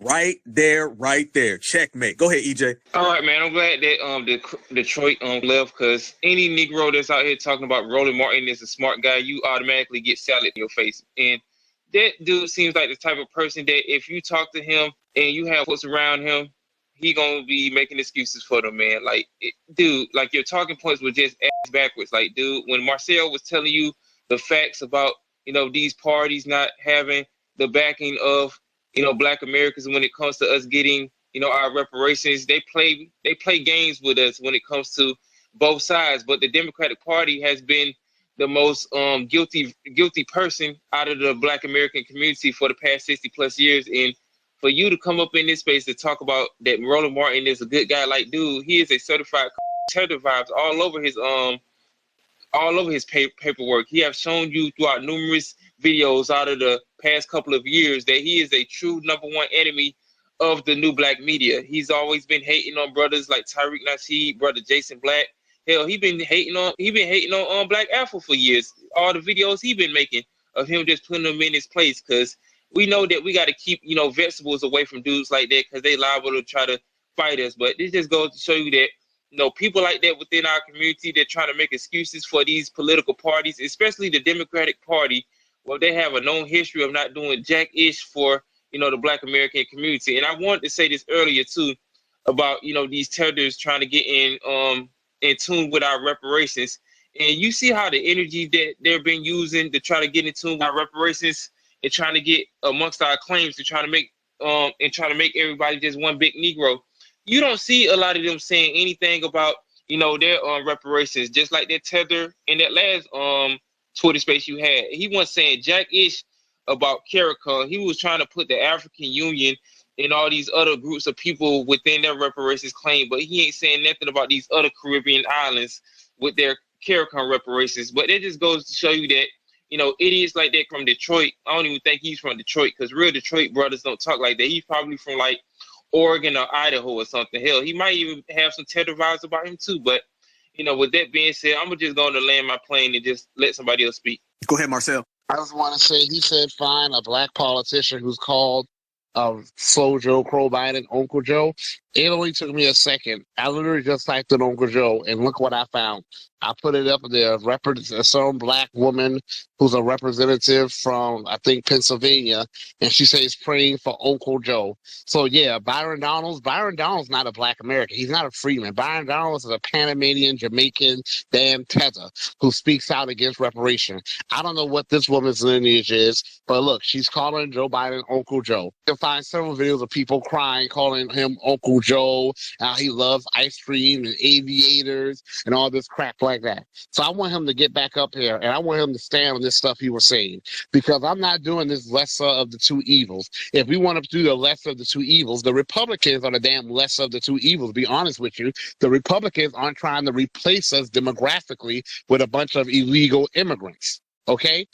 Speaking of, Trump bringing these South Africans over actually saw some Republican reps speaking out against it, saying this is not America first, saying that he's betraying his promise. The Democrats have actually been supporting it, because what have they ever seen a group of people in need that they not have wanted to rescue except us, the people keeping them in power? That's a damn good point, family. Damn good. Remember, Joe Biden, that was his whole moniker, was Uncle Joe. And Barack Obama, who's non-FBA as well, they was throwing parties and everybody was connected. So yeah. Come on back up, Democratic Shield. Come on back up. I know the plantation is lonely right now. Please do, brother. We need you right now. We don't want to be crook walking over your back. You know he a janitor right now, so he probably mopping up some dust or something. Go ahead, Sister Angelic. It's on you, beloved. Hi, can everyone hear me okay? Yes, ma'am. Okay, I just want to say hi to you, Black Alpha and Queen Alpha, and the family that's in the room, Eric Johnson, of course, Marcel Dixon. I wanted to say to the gentleman from Detroit, I had questions. I was looking at his page while you all were talking, and he's got a lot of Trump derangement syndrome going on, and he's got this thing, American conservatism is the word. Let me scroll down to it. The American conservatism is the worst ideology in human civilization. First of all, primacy is the worst ideology in human civilization. And like Neely Fuller taught us, supremacy takes all sides of the argument. And I know everyone phrases it as both sides of the argument, but when I heard Neely Fuller say from his own mouth, when I heard the audio from what he said white supremacy takes all sides of the argument. It's not conservatism. And when you talk about Trump letting in Afrikaners or whatever, you know what I'm saying? Like, how can you compare him letting in and I'm not for it. I'm not for that at all. And that whole bogus thing about there's genocide, we all know that ain't happening. That ain't happening. He's just trying to make a point. But it's a big difference between letting in 59 Afrikaners and hundreds and thousands of Ukrainians who we know are neo-Nazis, who we know that they are, and we know they're anti-Black racists. And then after that, letting in millions of illegals into this country, and you're going to compare that to him letting in 59 Afrikaners?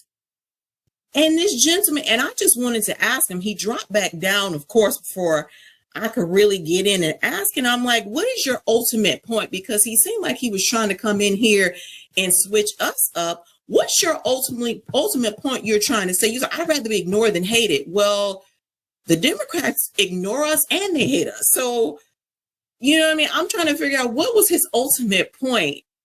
And I'm like, I see they're still in here trying to convince us. They're still trying to convince us. So I hope he comes back up. I really want to talk to him too. Not even really debate him, but I'll just leave it there. Thank you so much for letting me come up and speak. Always, my good sister, always. Absolutely. They desperate as hell. Look at these folks. The plantation is gone. It's over, y'all. It's not coming back. Accept reality. All right. They all are politically, socially, and racially homeless. FBA did that. The ops is out here and they watching, fam. There you go. Only thing you're going to see is us running folks off the block. I could have told you, you didn't have to spend no time doing it.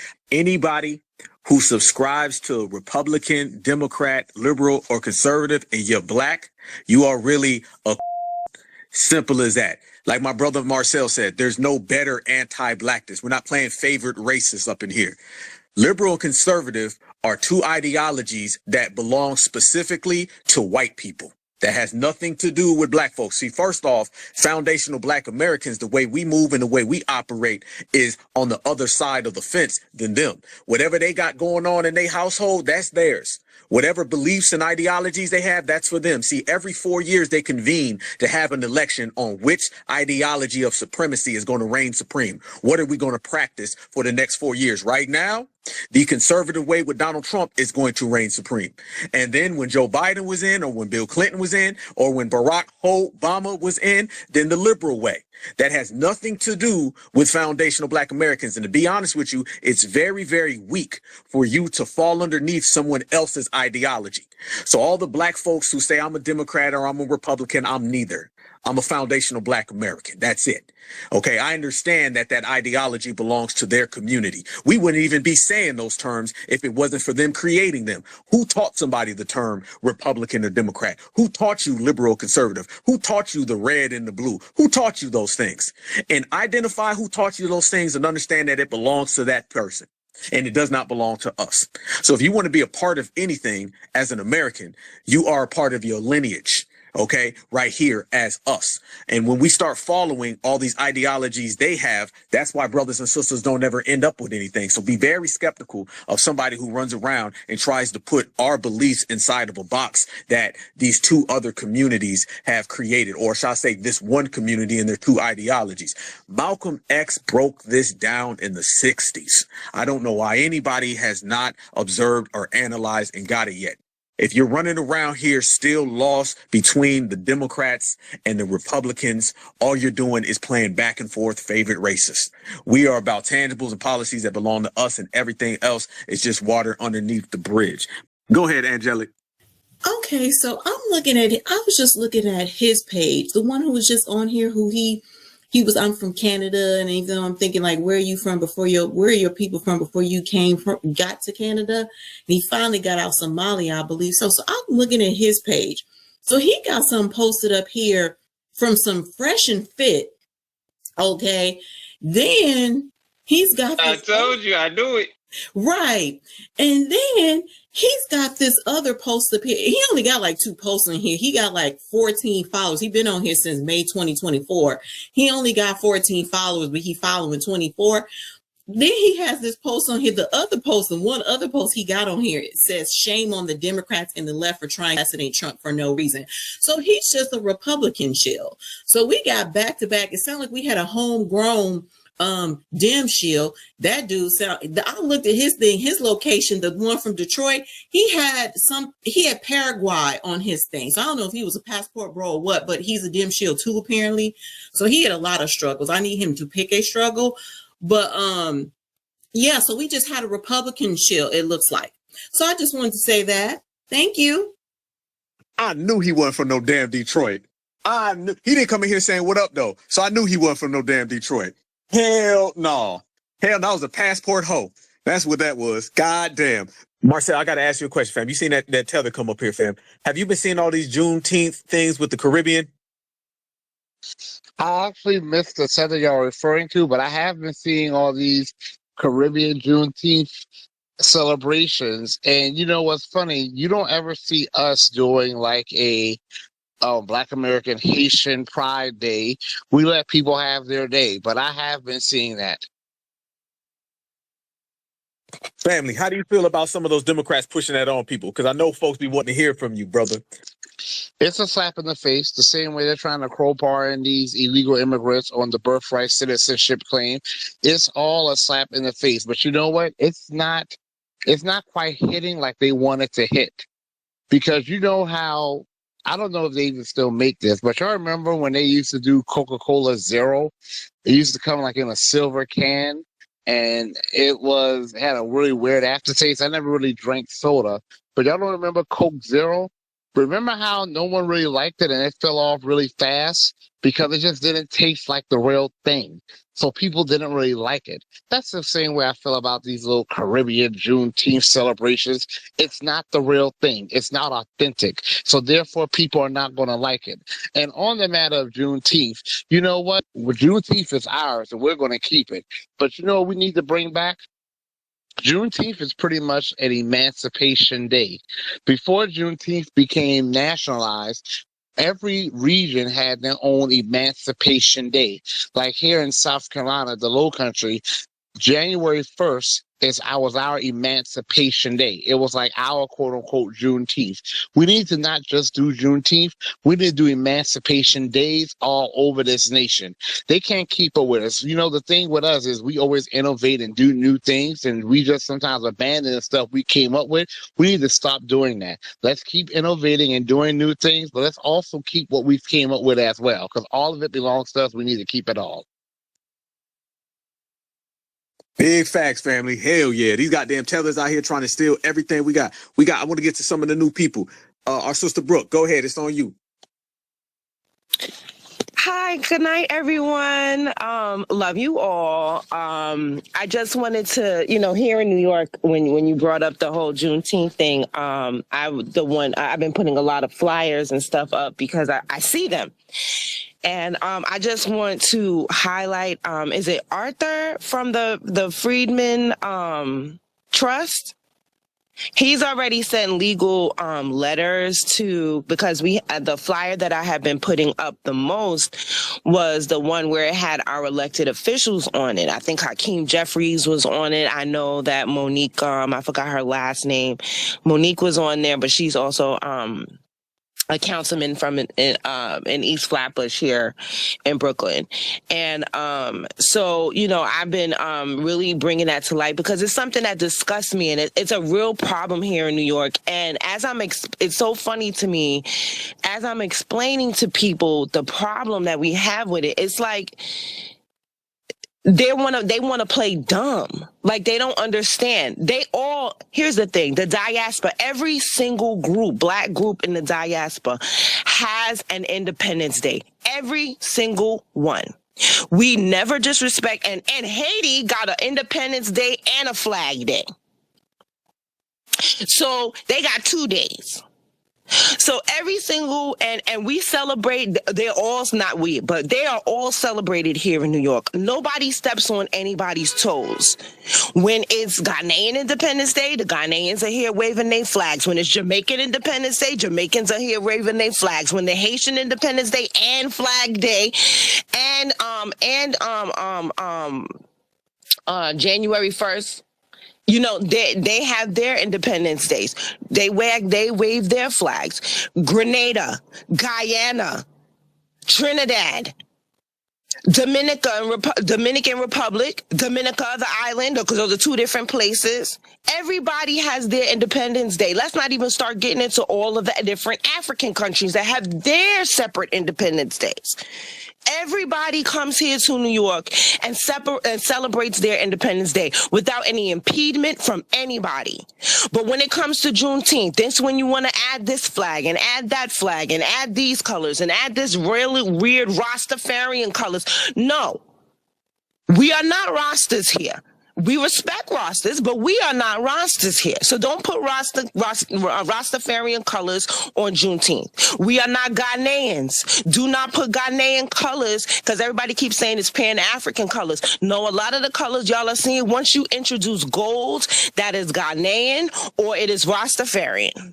So we are not those people. We have nothing against those people. When those people have their Independence Days, wonderful for them. This is not that. Stop doing it. And it's like, instead of respecting us and giving us the same respect back that we have given them, it's like they're all playing dumb. Look at my timeline for the past couple of days just because I posted those flyers. They're coming after me, telling me how, you should let everybody. I never said you couldn't celebrate with us. I said respect us. And that seems to be a huge problem. I had somebody who was actually at the nail shop during the time when I was doing it, and he's Jamaican, sitting here telling me that he don't have to respect our holiday. Yes, excuse me. Yes, you do. Excuse me. let me rein back in my language, but they're pissing me off because it's like the pretending of not knowing the disrespect, especially a Jamaican, because there's no way in the world that we could set our 2 feet on that island on their Jamaican Independence Day and wave another flag. No way. No way. And they all seem to forget that they are in our country. God damn it. Oh, excuse me again. They're in our country. How can you sit in someone's country and tell them that you're not going to respect their holidays? It's crazy to me. I'm going to get off my soapbox because I'm just getting angrier and more things are slipping out. My real Brooklyn personality is coming out. All right, I got to go. Whoa, hold on now. Wait. Stay there. Stay on your soapbox. I'm still here. I just want to respect your space. It's all good. With Black Alpha, we get a little crazy sometimes. So, it's all good, sister. You already know. Question. Is that the one? Because I seen that flyer. You're the one posted. Is that Hakeem Jeffries? Is he on there? Yes, he is. That's why all I did was repost Arthur, but that's because I didn't have the words to really, I got to sit down and think of the words to thank Arthur for sending that legal email to them. I nearly cried when I saw that he responded to what I had posted with that. Let me see if I could find the post where Arthur said that he sent them legal cease and desist. Monique, I know. You see Monique on that flyer as well? Yeah, let me see. Okay, yep. Light-skinned lady with some locks. Yeah, I see her. Okay, yep. Okay. Her I know. Some of the foreheads were stretching a little long for me, so I just need to know if this was Tetherpalooza. Staying on them. We getting things done, family. We getting things done. Got to. Don't they got didn't they just have a Haitian Flag Day? And I know they got the Puerto Rican Day Parade. That's what prompted this. That's what prompted this, because I saw it was Haitian Flag Day. And I was like, you see how, Haitian Flag Day is getting all this respect and nobody's waving other flags and all this kind of stuff. Okay, wonderful. Happy Haitian Flag Day. Look, when it's Haitian Independence Day, which is January 1st. I like my soup jumu. That's a Haitian soup. I like my soup jumu on January 1st. So I partake in some of their traditions for their. I don't go in telling them, oh, you shouldn't have soup jumu. You should have neck bones. I don't go in telling them what they should have, that they should change their traditional dishes. Nothing. I join in whatever they are doing. They're having soup jamu. Yeah, let me try the soup. Their Independence Day soup. Let me try it. So when it comes to our day, give us the same respect. Nobody was on there talking about something else. Nobody was changing the Flag Day to a different flag. Nobody was making it about another country. Nobody was making it about a different people. None of that. How can you literally look at that flyer. I don't know if anybody has seen the flyer. It says Caribbean Heritage for Juneteenth. How does that happen? That don't make no sense. How you going to have Caribbean heritage on Juneteenth when Juneteenth is about the Texans finding out about their independence 2 years later than everybody else? How the hell can you bring in Caribbean heritage with that? That has nothing to do with nothing. And no one's telling you not to celebrate your heritage. Celebrate your heritage. Don't do that on top of Juneteenth. Or just take Juneteenth off the flyer. And celebrate your heritage whichever weekend you want. Just don't put Juneteenth on it. Sorry, New York is really loud here.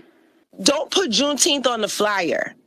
It's fine if you want to celebrate. You can celebrate it any weekend you want. You could even celebrate a Juneteenth weekend. Just don't put Juneteenth on the flyer. Just don't add Juneteenth into it, because it has nothing to do with the other. You're having your whatever weekend, fine.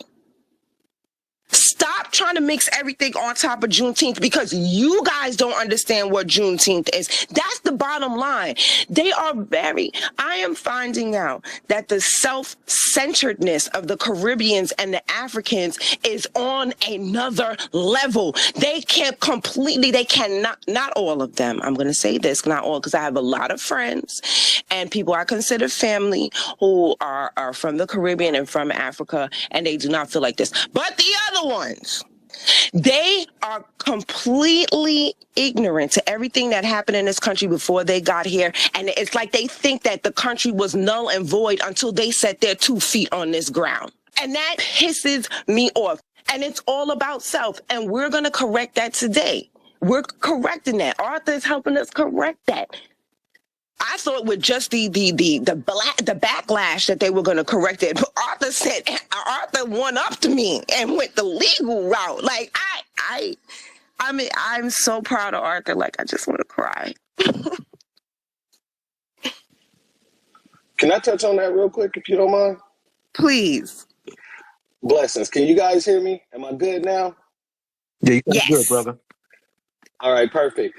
I want to send a big B1 FBA shout out salute to Arthur as well, because as our sister Brooke, shout out to you. I know the work that you're doing out there as well, but as she just so elegantly put, there are a lot of people out here pushing these Juneteenth events. What I've come to find out here in Missouri City and Houston area, the people that are pushing these Juneteenth events now are developers, property developers. And I've actually gotten at 2 or 3 different property developers over the past week due to the Juneteenth situation. I've sent emails directly to them. I had to get in touch with their event coordinator and I let them know, overt, I was contacting them due to the promotional content that they're using in order to promote their Juneteenth event. And I made it very clear to these people, as we are very happy that you guys have decided to celebrate Juneteenth, what we're not happy about is the way that you chose to promote your event. And I made it very clear that the red, white, and blue, our Juneteenth flag, especially the Galveston Juneteenth flag, that has historical significance to it. And changing the colors to Pan-African colors is a form of erasure, which is a situation that we're not going to have. So another reason why I give a big B1 salute, a big FBA salute to our brother Arthur, is because of the fact we don't even have to just send the stuff over to him directly. We can send emails to these folks and let them know, like I did in my emails, you guys have 7 days to respond, or else I will be forwarding not only this email, but your information over to the American Freeman Legal Fund and for further action. And so 2 people that I contacted on that, one person told me straight off the bat, it was like, oh, we're not responsible for this event. Even though it says our name on it, it is not our name. We share our name with the park. So it's the park, this, that, and the third. Got in contact with the park, and the park told me directly, well, the event coordinator explained to me on the phone that she would be changing the colors because she did not want to disrespect our heritage or lineage. Now, another group that I actually sent... Word. Thank you. Now, another group that I sent the information over to, they're called the Johnson Development Group. Now, I got in with the Johnson Development Group. Once I got in contact with the Johnson Development Group and I spoke with their event coordinator basically gave me, she said basically she wasn't the person to speak to, that she would give me the contact of the person to speak to. But when I started explaining to her, because she wanted to know why I was contacting the event coordinator, and I explained to her everything that I explained in the email, and I told her I would send her the same email. But the major thing that I was explaining to her is that Juneteenth has a very significant importance to it. And I said, not only does the colors that you use have a significant importance to it, but the flag and the people, the descendants of the freedmen, has a very importance to the Juneteenth. Now, as I'm breaking all of this down, she tried to say, well, the person who actually put this together, she's African American. So I had to hit her over the head with this one. I said, it really doesn't matter to me if the person is African American or not. If the person is African American, that could mean Elon Musk put this together. It really doesn't mean anything to me. I said, there's a distinct people in this country, the distinct people in this country who has a bloodline that stems back to this holiday. It is a very significant holiday. And I explained to her, the person who set it up on your end, She might be an African who came to America. She might be a Caribbean who came to America. She might be anything outside of foundational Black American, the descendant of American freedmen. So if she said okay on all of the things for your promotional content, that means nothing. As I explained to the lady, you wouldn't say that you're putting on an indigenous heritage event and then start celebrating people in Russia. Well, maybe you would because, you know, they are Putin's Mexicans. You wouldn't celebrate you wouldn't celebrate people in Europe. You get what I'm saying? I said because it would be disrespectful to their heritage and their lineage and culture. And she told me just like this. She said, well, there's people smarter than me. I can't speak to that because I'm not smart enough to speak to that conversation. But you damn sure try to throw in that you had a Black woman there who okayed this nonsense. So I'm 100% with Arthur putting in the work, but it's also up to us as well to use our brother, because a lot of the times it might not even need to get to him. As long as we're putting down that information and letting people know we do have this firm that we can go through to make you guys in a legal way calm that nonsense down, it changes their minds quicker when we use that talking point. You get what I'm saying? So I truly appreciate everything that Brooke said on my life. I do, because you making that step took the step for him to say, you know what? No, I'm going to go and send this cease and desist. I gave these people 7 days, and that was 2 days ago. They have 5 more days. And if there's any other issues, then I'm transferring it over to our brother Arthur. All I'm trying to say is it's very important. When you feel that passion in you, I understand that it pisses you off, because it pisses me off too. It gets to my heart. And so I had to take the time to write out the first email so that when I was ready to send it, no matter what I said on the phone to the person, that it was coherent, and it basically gave them that warning. Hey, if you guys don't do something, we can go the legal route. But I'll land with that. Can I add something? You know you can. Yeah. Go ahead, Crystal. You know you family. You ain't got to ask around here. Thank you, Alpha. Okay, so brother, that was so amazing. Because now you got my wheels turning, right? So here's the thing. I hope you guys have all sent emails to the legislators here in New York about our reparations and delineating, right? Because I started an email writing campaign, right? And I was able to do that through change.org. So instead of setting up I did set up a petition, but I could care less about the petition part. It's the email. It's a way for you to aggregate all the lawmakers, whether they be senators or councilmen or whatever it is. You can aggregate them all in one place, and then everybody can just click, and it's free. There's another thing that you could use. I can't remember the name of it right now, but that one you have to pay $10 a month for. So with change.org, it's free. And then you can start email writing campaigns in your area, so that, you know, it makes, and then it's like a form email for the legislators. That way, you know, if everybody that doesn't have the words like you, brother, they can use that form email and send that. So I encourage people to set up because that was the cheapest, you know, the free way to do it. That's what I found. So I'm definitely willing to help anybody with that, because it's super easy to start with an email letter writing campaign to these people who are doing these Juneteenth celebrations. Another thing is that letter that he's talking about, child, you can use ChatGPT for that.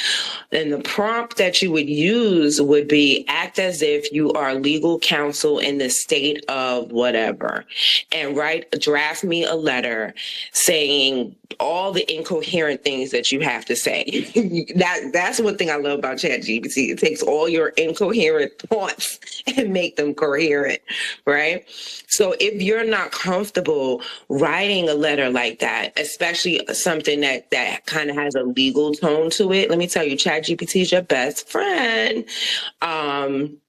So like that is the way, because I want everybody to be able to do what we have been doing, and that's a way for you to do it, because I know it's like it's coming to a city near you. Well, if we can stop it before it comes to a city near you, wonderful. But if we can't, because this has already been, and the problem is, I'm gonna be completely honest, I never wanted Juneteenth to be a legal, federalized holiday in the first place.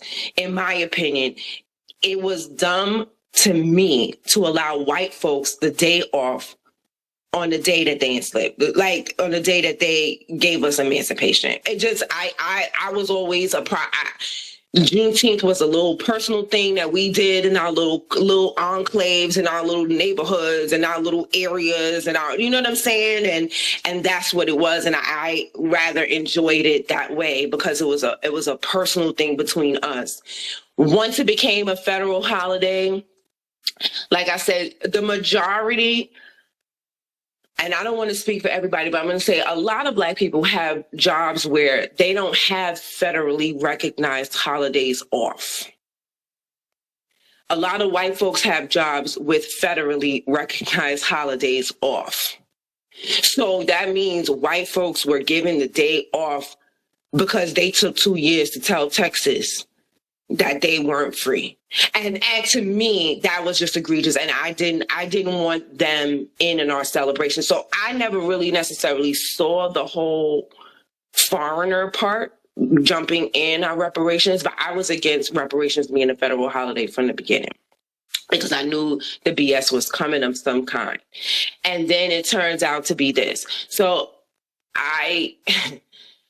we definitely, it's only been a few years since it's been a federal holiday, and we got time. We've done well in the time in reining back some of the nonsense, but we just have to continue, because it is working. It is working. It is working. People are changing the colors and coming and seeing the BS, and as long as we continue to be loud, even your retweets, because that people are like, oh, you guys are just on Twitter. Let me tell you something. The heat that we bring on Twitter makes change.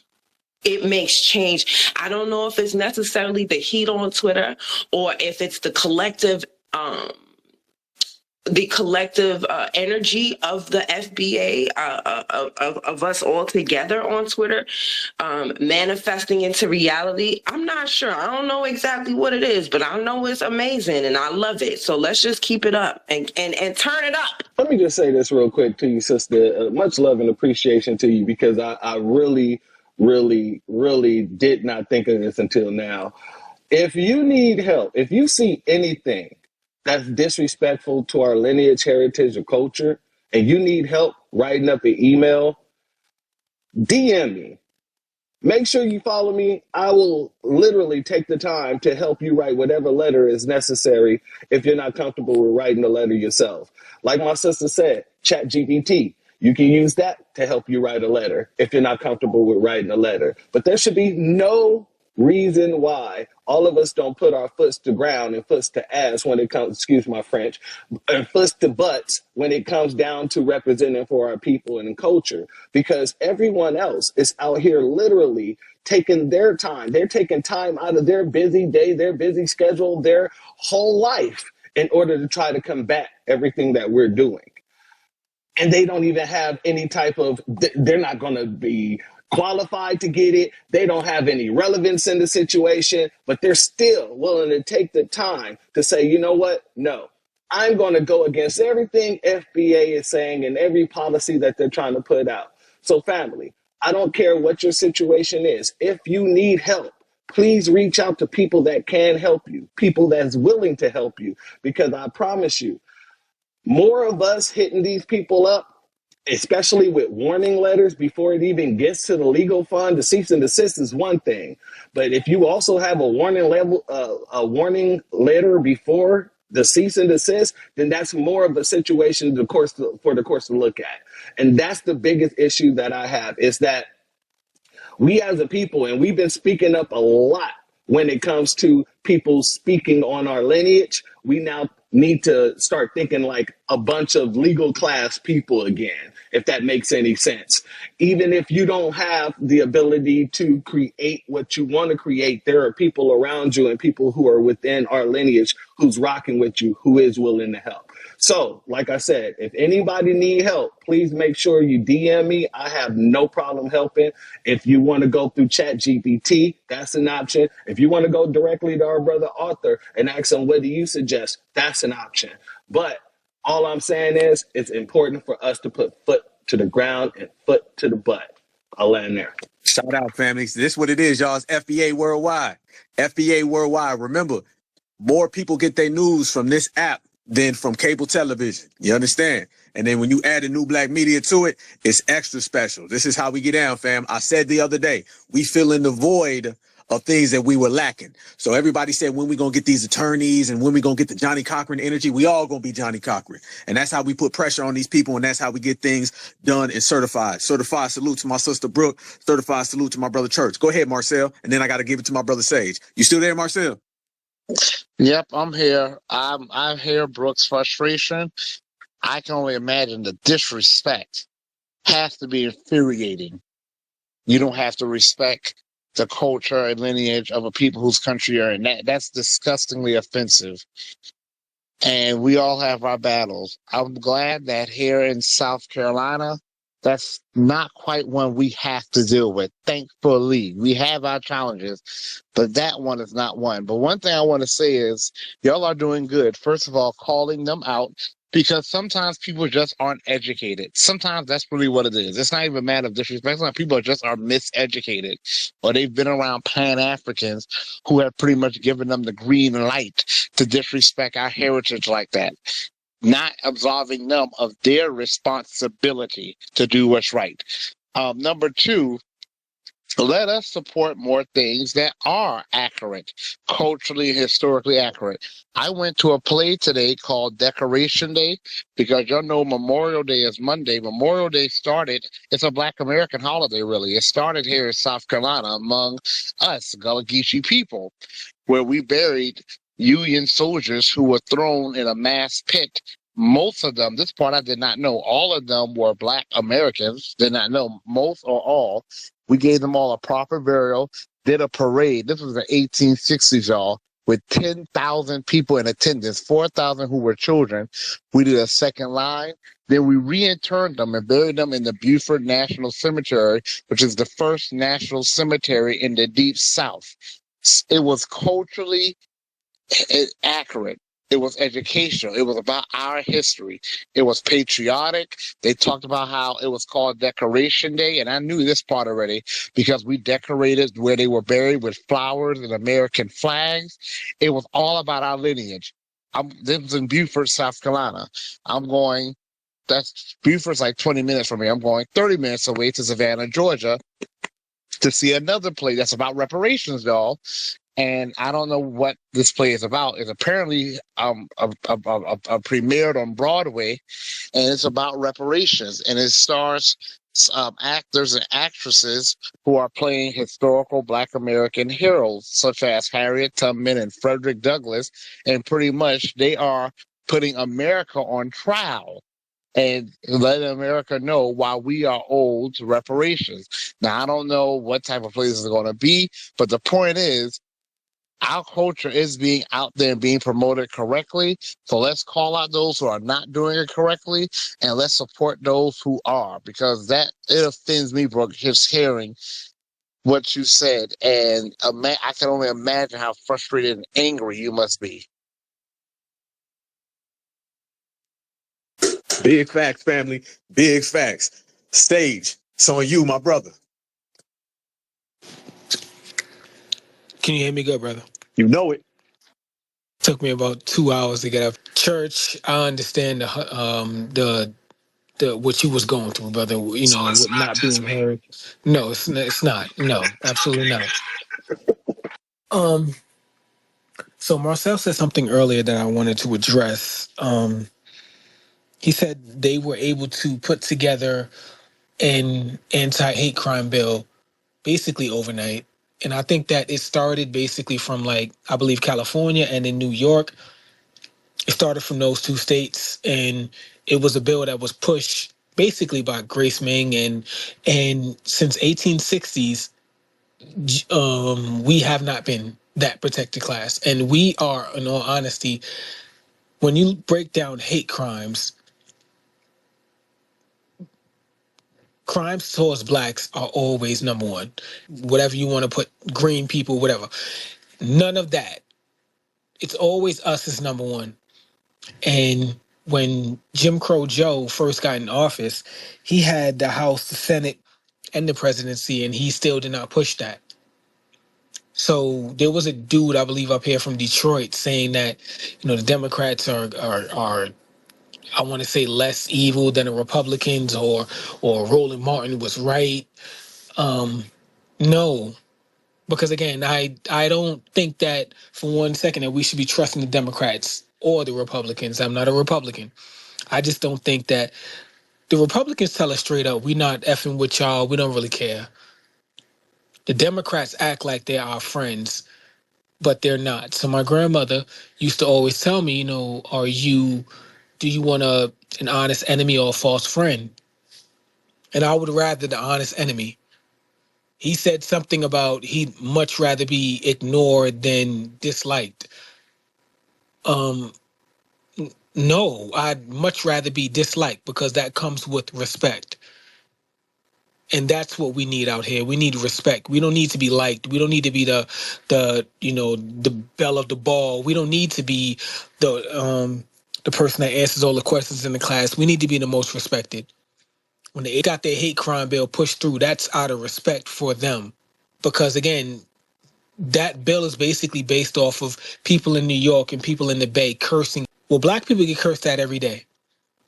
We had a whole situation up here in upstate New York, that is in Buffalo, where people were killed in horrible fashion in the supermarket. Not that wasn't Buffalo. Damn, it wasn't Rochester. This was one of them upstate New York. It was Buffalo. Okay. Charleston, South Carolina. Dylan Roof. He went in there, and 9 of our elderly foundationals, 9, no hate crime bill. Jordan Neely choked out from behind, no hate crime bill. And I sit here and I ask, why is that? These people act like they're our friends. They act like they got our backs. I think that's what Joe said too. And they truly don't. And if you don't see that by now, then you don't want to see that. And I'm gonna be frank, because it's and I'm gonna quote TBA with this one. Everyone knows that we're on a plantation. Some of us go back to picking the cotton once we find out that there is racism, and some of us decide to fight it. And there is no in between. You either running free or you're running scared. So how you running? Because you're not walking. And I'm gonna land with that. What you said kind of reminds me of what my grandpa used to say. He said, would you rather let somebody spit in your face, or let that person break in your house and steal everything that you own? And the fact of the matter is, on either side is disrespect. But at least if somebody spit in your face, you can immediately react to it. You dig what I'm saying? And if somebody break into your house and steal all your ish, you have to wait until you find out who did it, who done it, and how they're going to react to it, how the popo going to react to it, and all that other stuff. So I 100% agree with you, my family, because the truth of the matter is, I would much rather a person walk up and spit in my face. That way I can act accordingly. I can't just act accordingly to people until I know what happened to the people who robbed my home, or if are they released the people who robbed my home. You get what I'm saying? So I feel you 100-fold on that. I would like to just add that they gave us Biden gave us Juneteenth because we were making noise about reparations. That's what that was. It was just like, it was a little token just to shut us up. Because that lady, I can't remember her name, but that old lady, the older lady, I don't agree with her plight to fight to make reparations a national holiday, but I don't want to disrespect her.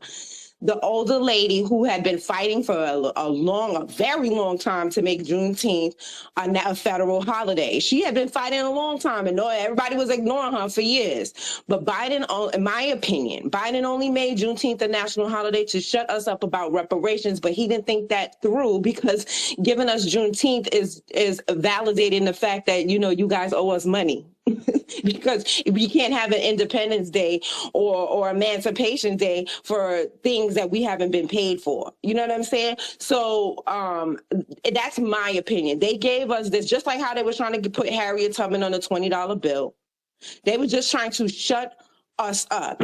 But, this just it enraged me.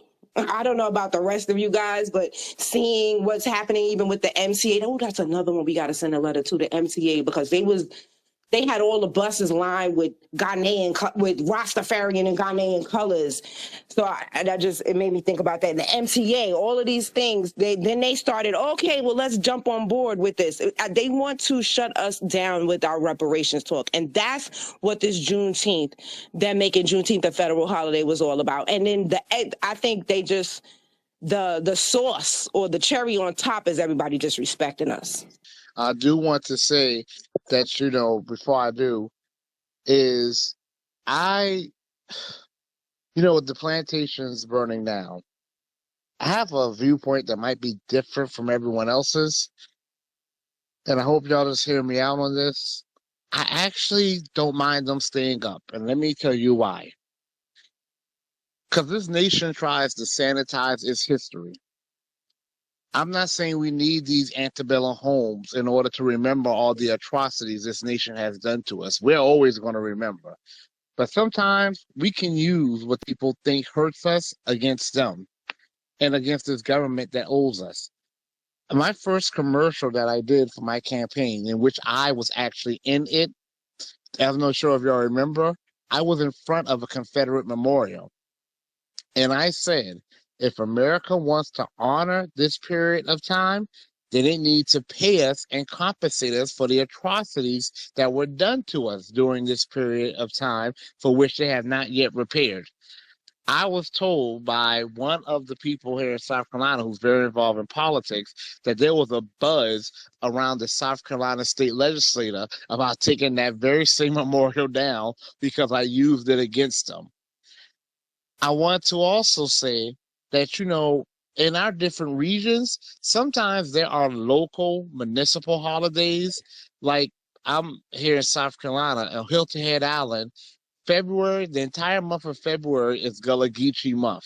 And every single day of that month is something dedicated to Gullah Geechee culture, and there's an event to honor Gullah Geechee culture. So, you know what? Go after these ones who are disrespecting our lineage, call them out. So I don't want anyone misconstruing what I'm saying. But sometimes sabotage their little events. Now, damn it, sabotage it. Go there and stage a protest. Go there and make it about us. I don't know if y'all remember what I used to say, that the only thing we're missing in this movement is the spotlight. There's enough of us already to make a difference. They know that. That's why they keep the cameras from us, because they know if we get on TV and we start speaking this realness, people are going to follow and gravitate to us. They're already doing it. So they keep the cameras from us. So my mom used to be, where the cameras go, I go. Now, so if the camera's over there, then guess where I'm going to be? Over there too, in front of the cameras. They're not going to be able to escape this message. So these people think they're going to disrespect our lineage, like Brooke is saying, that Caribbean heritage event on our damn month, our damn day. Go there and mess it up. Go there and make it about us.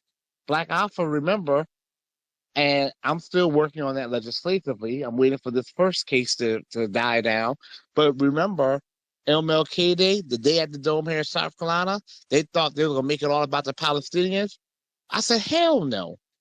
We got together, we went there, and we made it all about reparations. They put us out on everything, but we made it all about reparations. We even had them having the helicopters, they were in the helicopters watching us.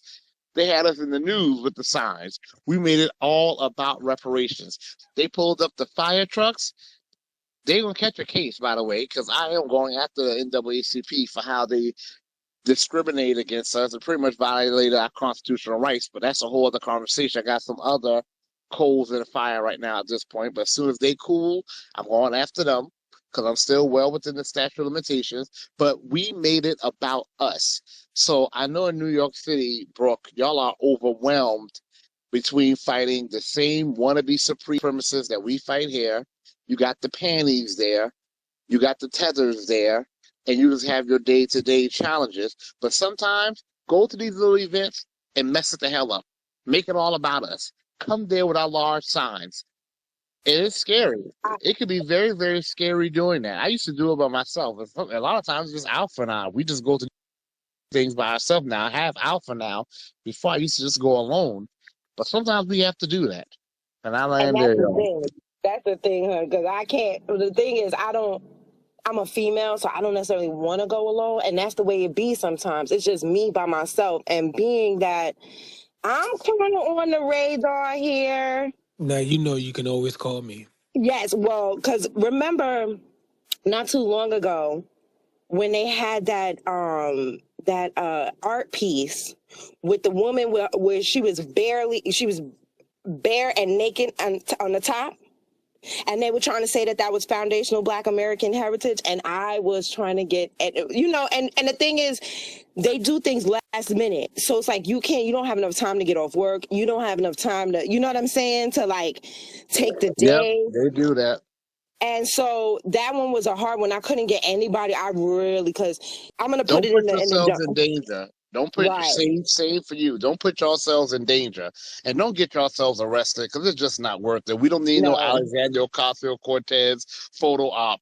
Remember, she was smiling while she was getting carried off in handcuffs, and the next minute she was free and going to the mall or some crazy stuff like that. Yeah, don't put yourselves in danger. Don't jeopardize your freedom because y'all do have to be safe. So obviously, y'all know it's within reason. But let me say this real quick. We also got to watch as we talk about Juneteenth. We also got to talk about it's not just the panties, not just the tethers. It's the tethers of color as well. So you got to watch the black and browns because they was running around here a few years ago and they were saying how they saved us. Remember that.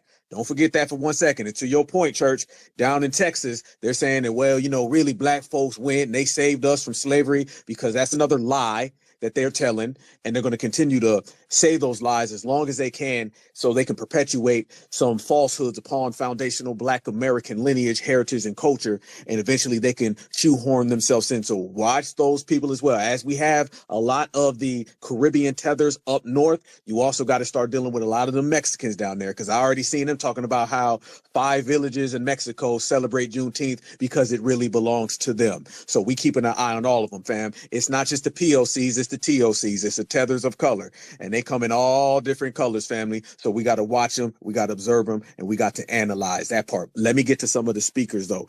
Go ahead, Duncan, if you're still there, my brother. Yes, sir. Yes, sir. I appreciate that. I've been listening, enjoying the conversation and learning. I'm glad you all pointed out the about people like Benjamin Banneker, who shed his blood in the Revolutionary War. And I would say, yeah, very much so, he's a citizen. And he's an admired citizen in American history as well. So that kind of educated me when I asked it in another room. They really didn't go into detail like y'all did, and I got mad at them because I didn't understand it. Now I want to say, and I want to be adamant about this, because I speak for myself. I don't speak for no group, regardless if it's ADOS, FBA, Freedmen. I speak for me.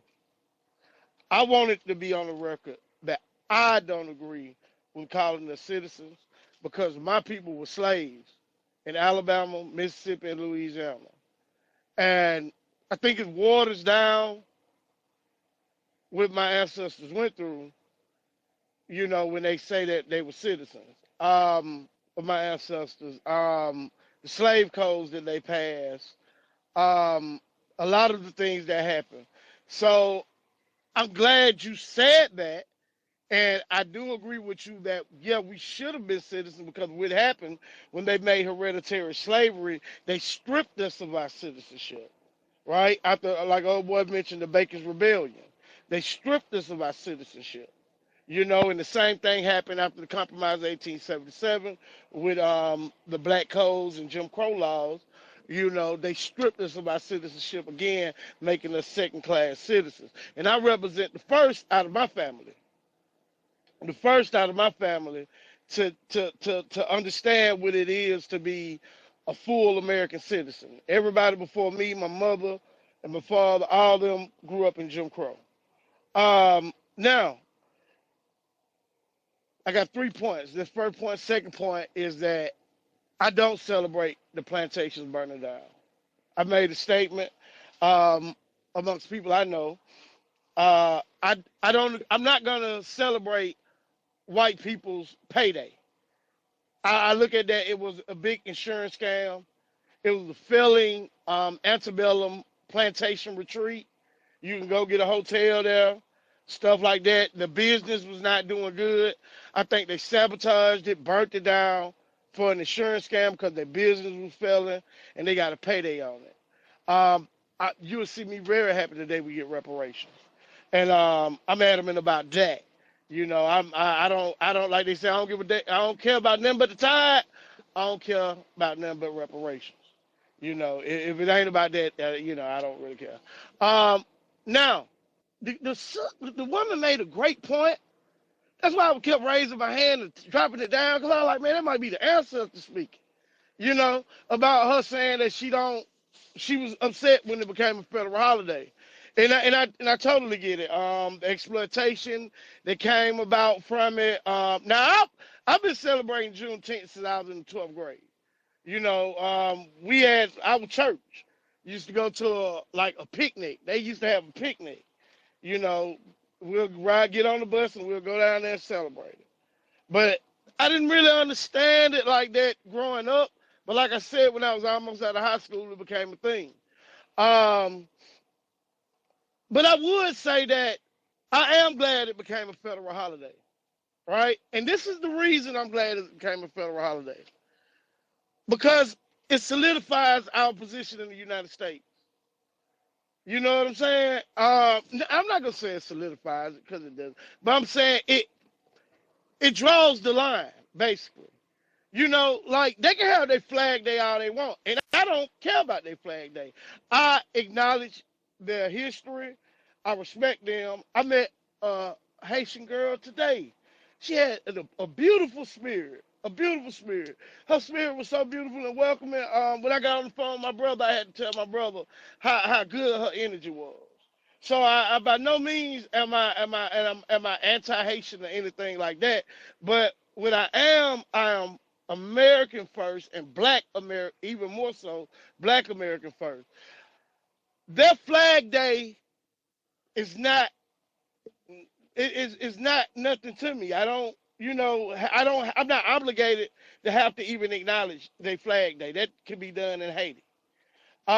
It's not a federal holiday, and that's why I'm glad Juneteenth is.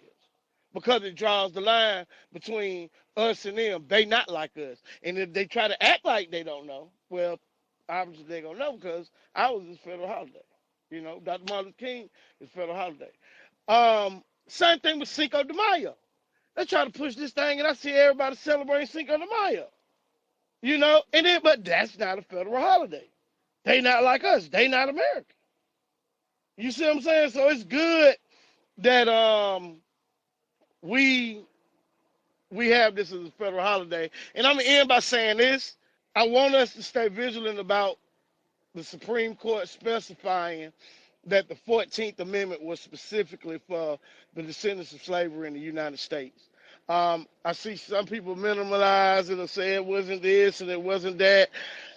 I don't want to water down anything that our people had to fight for. I don't want to give them nothing back. It's fuzz, and we need to understand how important that is. And you know, I hope people can grasp that. You know, I know sometimes certain people have to say something for them to all of a sudden hear it, but it's important that we specify that the 14th Amendment was specifically for us. And thank you for letting me say what I had to say. Go ahead, Marcel. I know you want to chime in. Yeah, I just wanted to say to Duncan You know, his personal perspective is his personal perspective, but his ancestors would have been very, very, very, very, or would be very, very, very offended if they heard him say that they were not citizens. You can't speak for my ancestors, I man. Don't actually, do that. well, Don't do that. Don't do I'm that. not Cause speaking they're for your disrespectful. They're ancestors. disrespectful, man. I'm not speaking for, Cause I speak for my ancestors. I speak okay, for mine. I'm not speaking for your ancestors. Your ancestors spoke for themselves. And let me tell you how. Because in the 1800s, they tried to send a lot of black people to Liberia. They refused to go. In the 1800s, they tried to get a lot of My them ancestors were in the, still in in slavery the, in the in 1820s. the 18. That was in the early 18. Go ahead, Marcel. Let him rock, Dunk. He didn't interrupt you. Go ahead, Marcel. Thank you, because I didn't interrupt him. I'm trying not to get loud because I'm just simply saying what's historically factual. In the 1800s, they then tried to get some Black Americans to go to Haiti. A lot of Black Americans refused. In the 1800s, after the Civil War ended, they tried to say, they asked Black Americans, what would you like? We never said, let's go to some other country because we weren't citizens here. They said, give us the land of this country that we built. They said, let and leave us alone. So it was very, very, very clear that our people viewed themselves as citizens. They were citizens because, as already been brought out, we were already voting in many states throughout the country. We helped to ratify the Constitution by electing delegates. So our ancestors would be very offended to hear any of us say that they weren't citizens when they absolutely were. And they actually rejected. They actually preferred to stay in America and fight against chattel slavery than to be shipped off to some other nation. Yeah, I just want to say, and I hear what he's saying. It's important that we don't twist people's words to fit our narrative, right? This is not a debate. I'm more so in agreement with Marcel than I'm in disagreements with Marcel. To bring up Libya and my ancestors, I don't know about your ancestors. Your ancestors could have been free. I don't know if your ancestors were slaves or not. I don't know. I'm speaking for mine. When Libya started, my ancestors were still enslaved. We was not free when they set up Libya in 1820, Liberia, whatever it brother. was. And Liberia, brother. yeah, Liberia. Liberia. Yeah, I'm thinking about Libya. My bad. But when Liberia was set up, we was still enslaved. You're, Now, by you're me, missing my point. now you say you don't want me to Well, overtalk you you. did, and I'm just doing I, a favor, but you're missing my it, point. but no, I'm not missing your Yeah, point. But you are. let me finish what I'm saying. You're being antagonistic when it's not. It shouldn't even have. You shouldn't even have that energy. What I'm saying is, I get what you're saying. That yeah, my ancestors have always acknowledged that we belonged in this country, even from slaves to my ancestors who fought in World War II, Korean War, etc. Like my great granddad fought in Korean War, Air Force, he was a pilot. All right, we always acknowledged that we was Americans. I'm not negating that. But I have a right to speak for myself, see. Don't no group speak for me. I speak for me.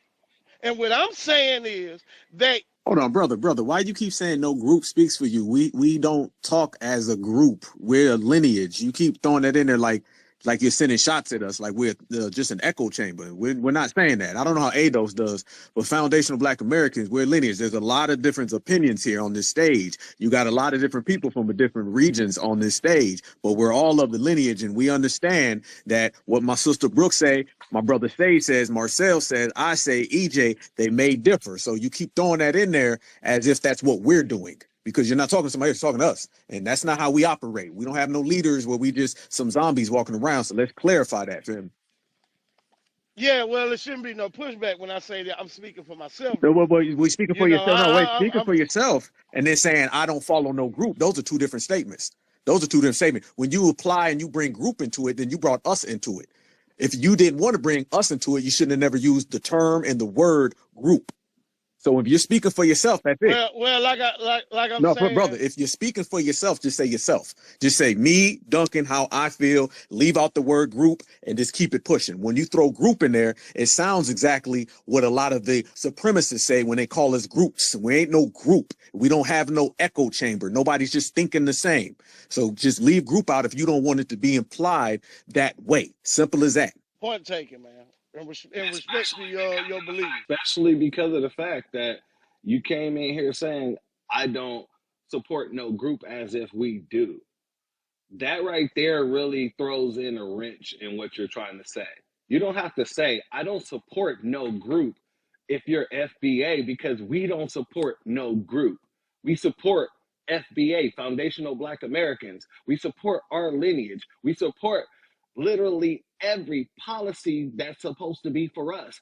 But when you talk about I'm not groups, FBA though. I'm not FBA. okay, what are you, if you don't mind me asking, sir? My folk were slaves in Alabama, Mississippi, Louisiana. I'm a Black American. Do you know that you don't have to claim FBA to be FBA?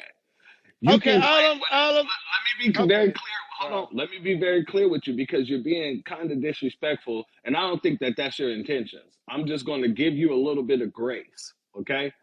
I don't believe that's your intentions, but what you're doing is showing that that may be your intentions, and I don't want you to look that way if that's not your intentions. We don't claim any group. Foundational Black Americans is just what we are. It isn't a group. It isn't a cult. It isn't anything like that. So for anyone to bring up something, it makes it really look bad on your part, especially if you are a foundational Black American, because you should be able to understand that we are not a group. We are not an occult. We are not people who are trying to get other people to come in to agree with us. We are what we are because of our bloodline. We are what we are because of who we are on this land, what we built on this land, all the things that our ancestors have done on this land. That makes us who we are. And that also makes us not who they say we are, which is immigrants, not who they say we are, which is connected to Africans in a very closer distinction than it is with Europeans. There is issues in the manner in which you're speaking, and that's what I'm trying to get you to understand.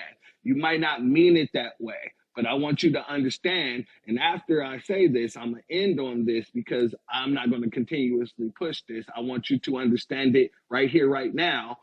We are the foundational Black Americans because of the fact that we built the foundation of America. Okay, so y'all not Melanoid Nation no more. Who's y'all? Wait, no, what? Who's What the hell y'all? you? See, brother, your plantation banging family, your name banging. Who's y'all?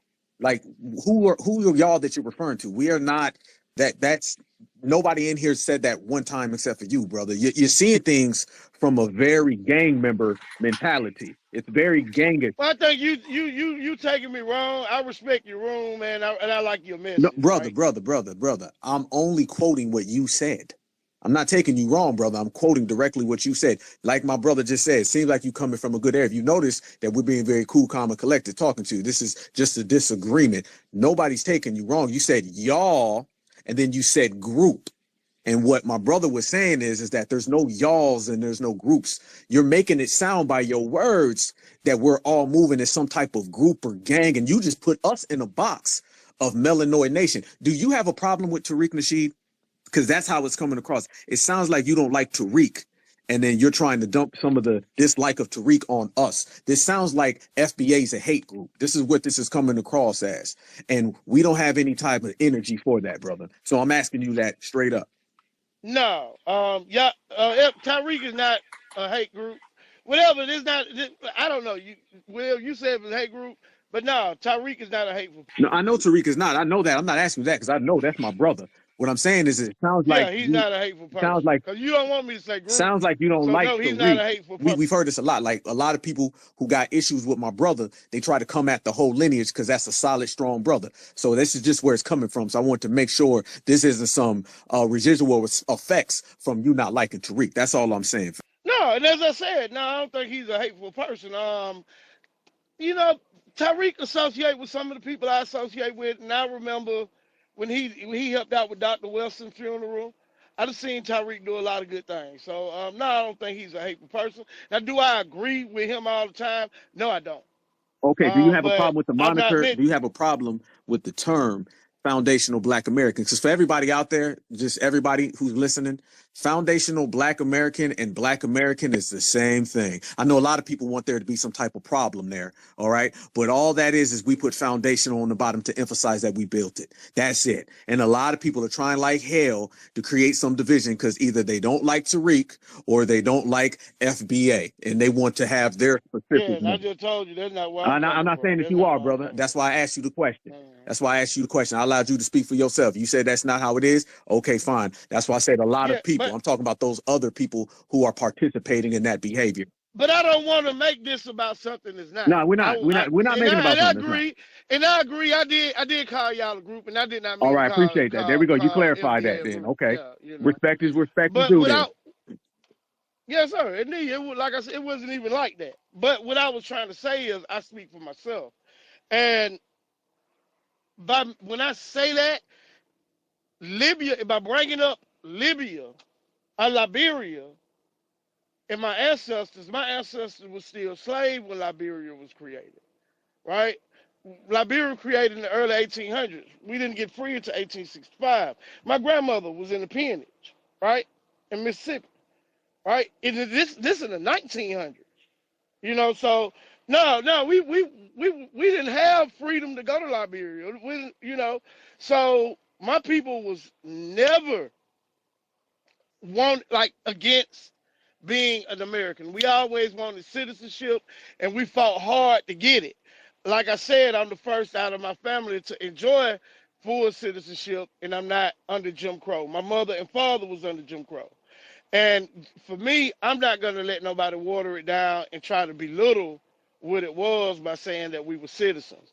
Now, I do get what y'all was saying, and that was, y'all make me think about it, because you do have a Okay, point brother about Duncan, what y'all was saying. I think I get what you're saying. I think that what Marcel is saying was that on paper we were citizens, but what the government never really acknowledged us as being citizens. For example, Exactly. citizens don't get lynched.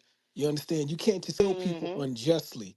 So I get that's where I can't put words in your mouth, but I'm guessing that's where you're coming from, and that still continues to this day. A man by the name Jordan Neely Yeah, was just saying that basically the government said it was good business to yeah, treat us a the way man they by the did. name Yeah. of Jordan Neely was lynched. You understand? So we even to this day don't get our recognition as full citizens, but technically on paper we are citizens. That's what I get. If you're saying that, then I can understand that. What Marcel was saying, on paper we were citizens, we just were not respected as full citizens. We were 3/5 of a man. That's exactly what I'm saying, Sage. We were citizens. They denied us the benefits of our citizenry. That's why we fought back. That's why we fought. Can I please have a We chance to speak, we please? fought back. Where we were not considered Hmm. as people who can vote, but we were still considered property. And because we were considered American property, our votes was given to the enslaver, the massa, the whipping boy. You get what I'm saying? So when we left that property, you have to understand our power did not change. It just changed who had the power in order to cast those votes. And that's one of the things that you're not taking into account, my brother. But Marcel, please continue what you were going to say. No, I'm taking that into account. That's kind of. Let Marcel please continue what he had to say, and then you can respond. All right? Yep, that's exactly what I'm saying, Sage. We were citizens. Our citizenship was denied to us. That's the whole point. That's why we fought back. That's why we refused to continue to be relegated to being enslaved, because we knew it was wrong. We knew we were American citizens, and we demanded the government treat us as such. If we weren't citizens, then technically our fighting would have been futile. Because what the hell were we fighting for? We weren't citizens of this country. We fought back because we knew we were citizens, and we demanded to be treated as such. And the whole point that you can simply buy your way out of slavery and then you can become a citizen, that right there shows that we were citizens. But they were denying us our citizenship by putting us enslaved in a position of a slave, which according to the Constitution was unconstitutional. That's one of the bases of reparations. They were violating our constitutional rights. That's why Frederick Douglass said the Constitution was the best anti-slave document that existed. And he used the Constitution to destroy a lot of these enslavers' arguments for slavery. So we were citizens, but they denied us our citizenship, and they did it in a very brutal way. And speaking of your ancestors in Alabama and Mississippi, most of our people, our ancestors, because my ancestors were enslaved too in South Carolina, when they ran away, they didn't go to Canada, they didn't go to Mexico or other countries. A very, very small percentage did. Most of our people, when they ran away, they went to the north. They went to America. They stayed in the country that they knew was their country. So I just land there.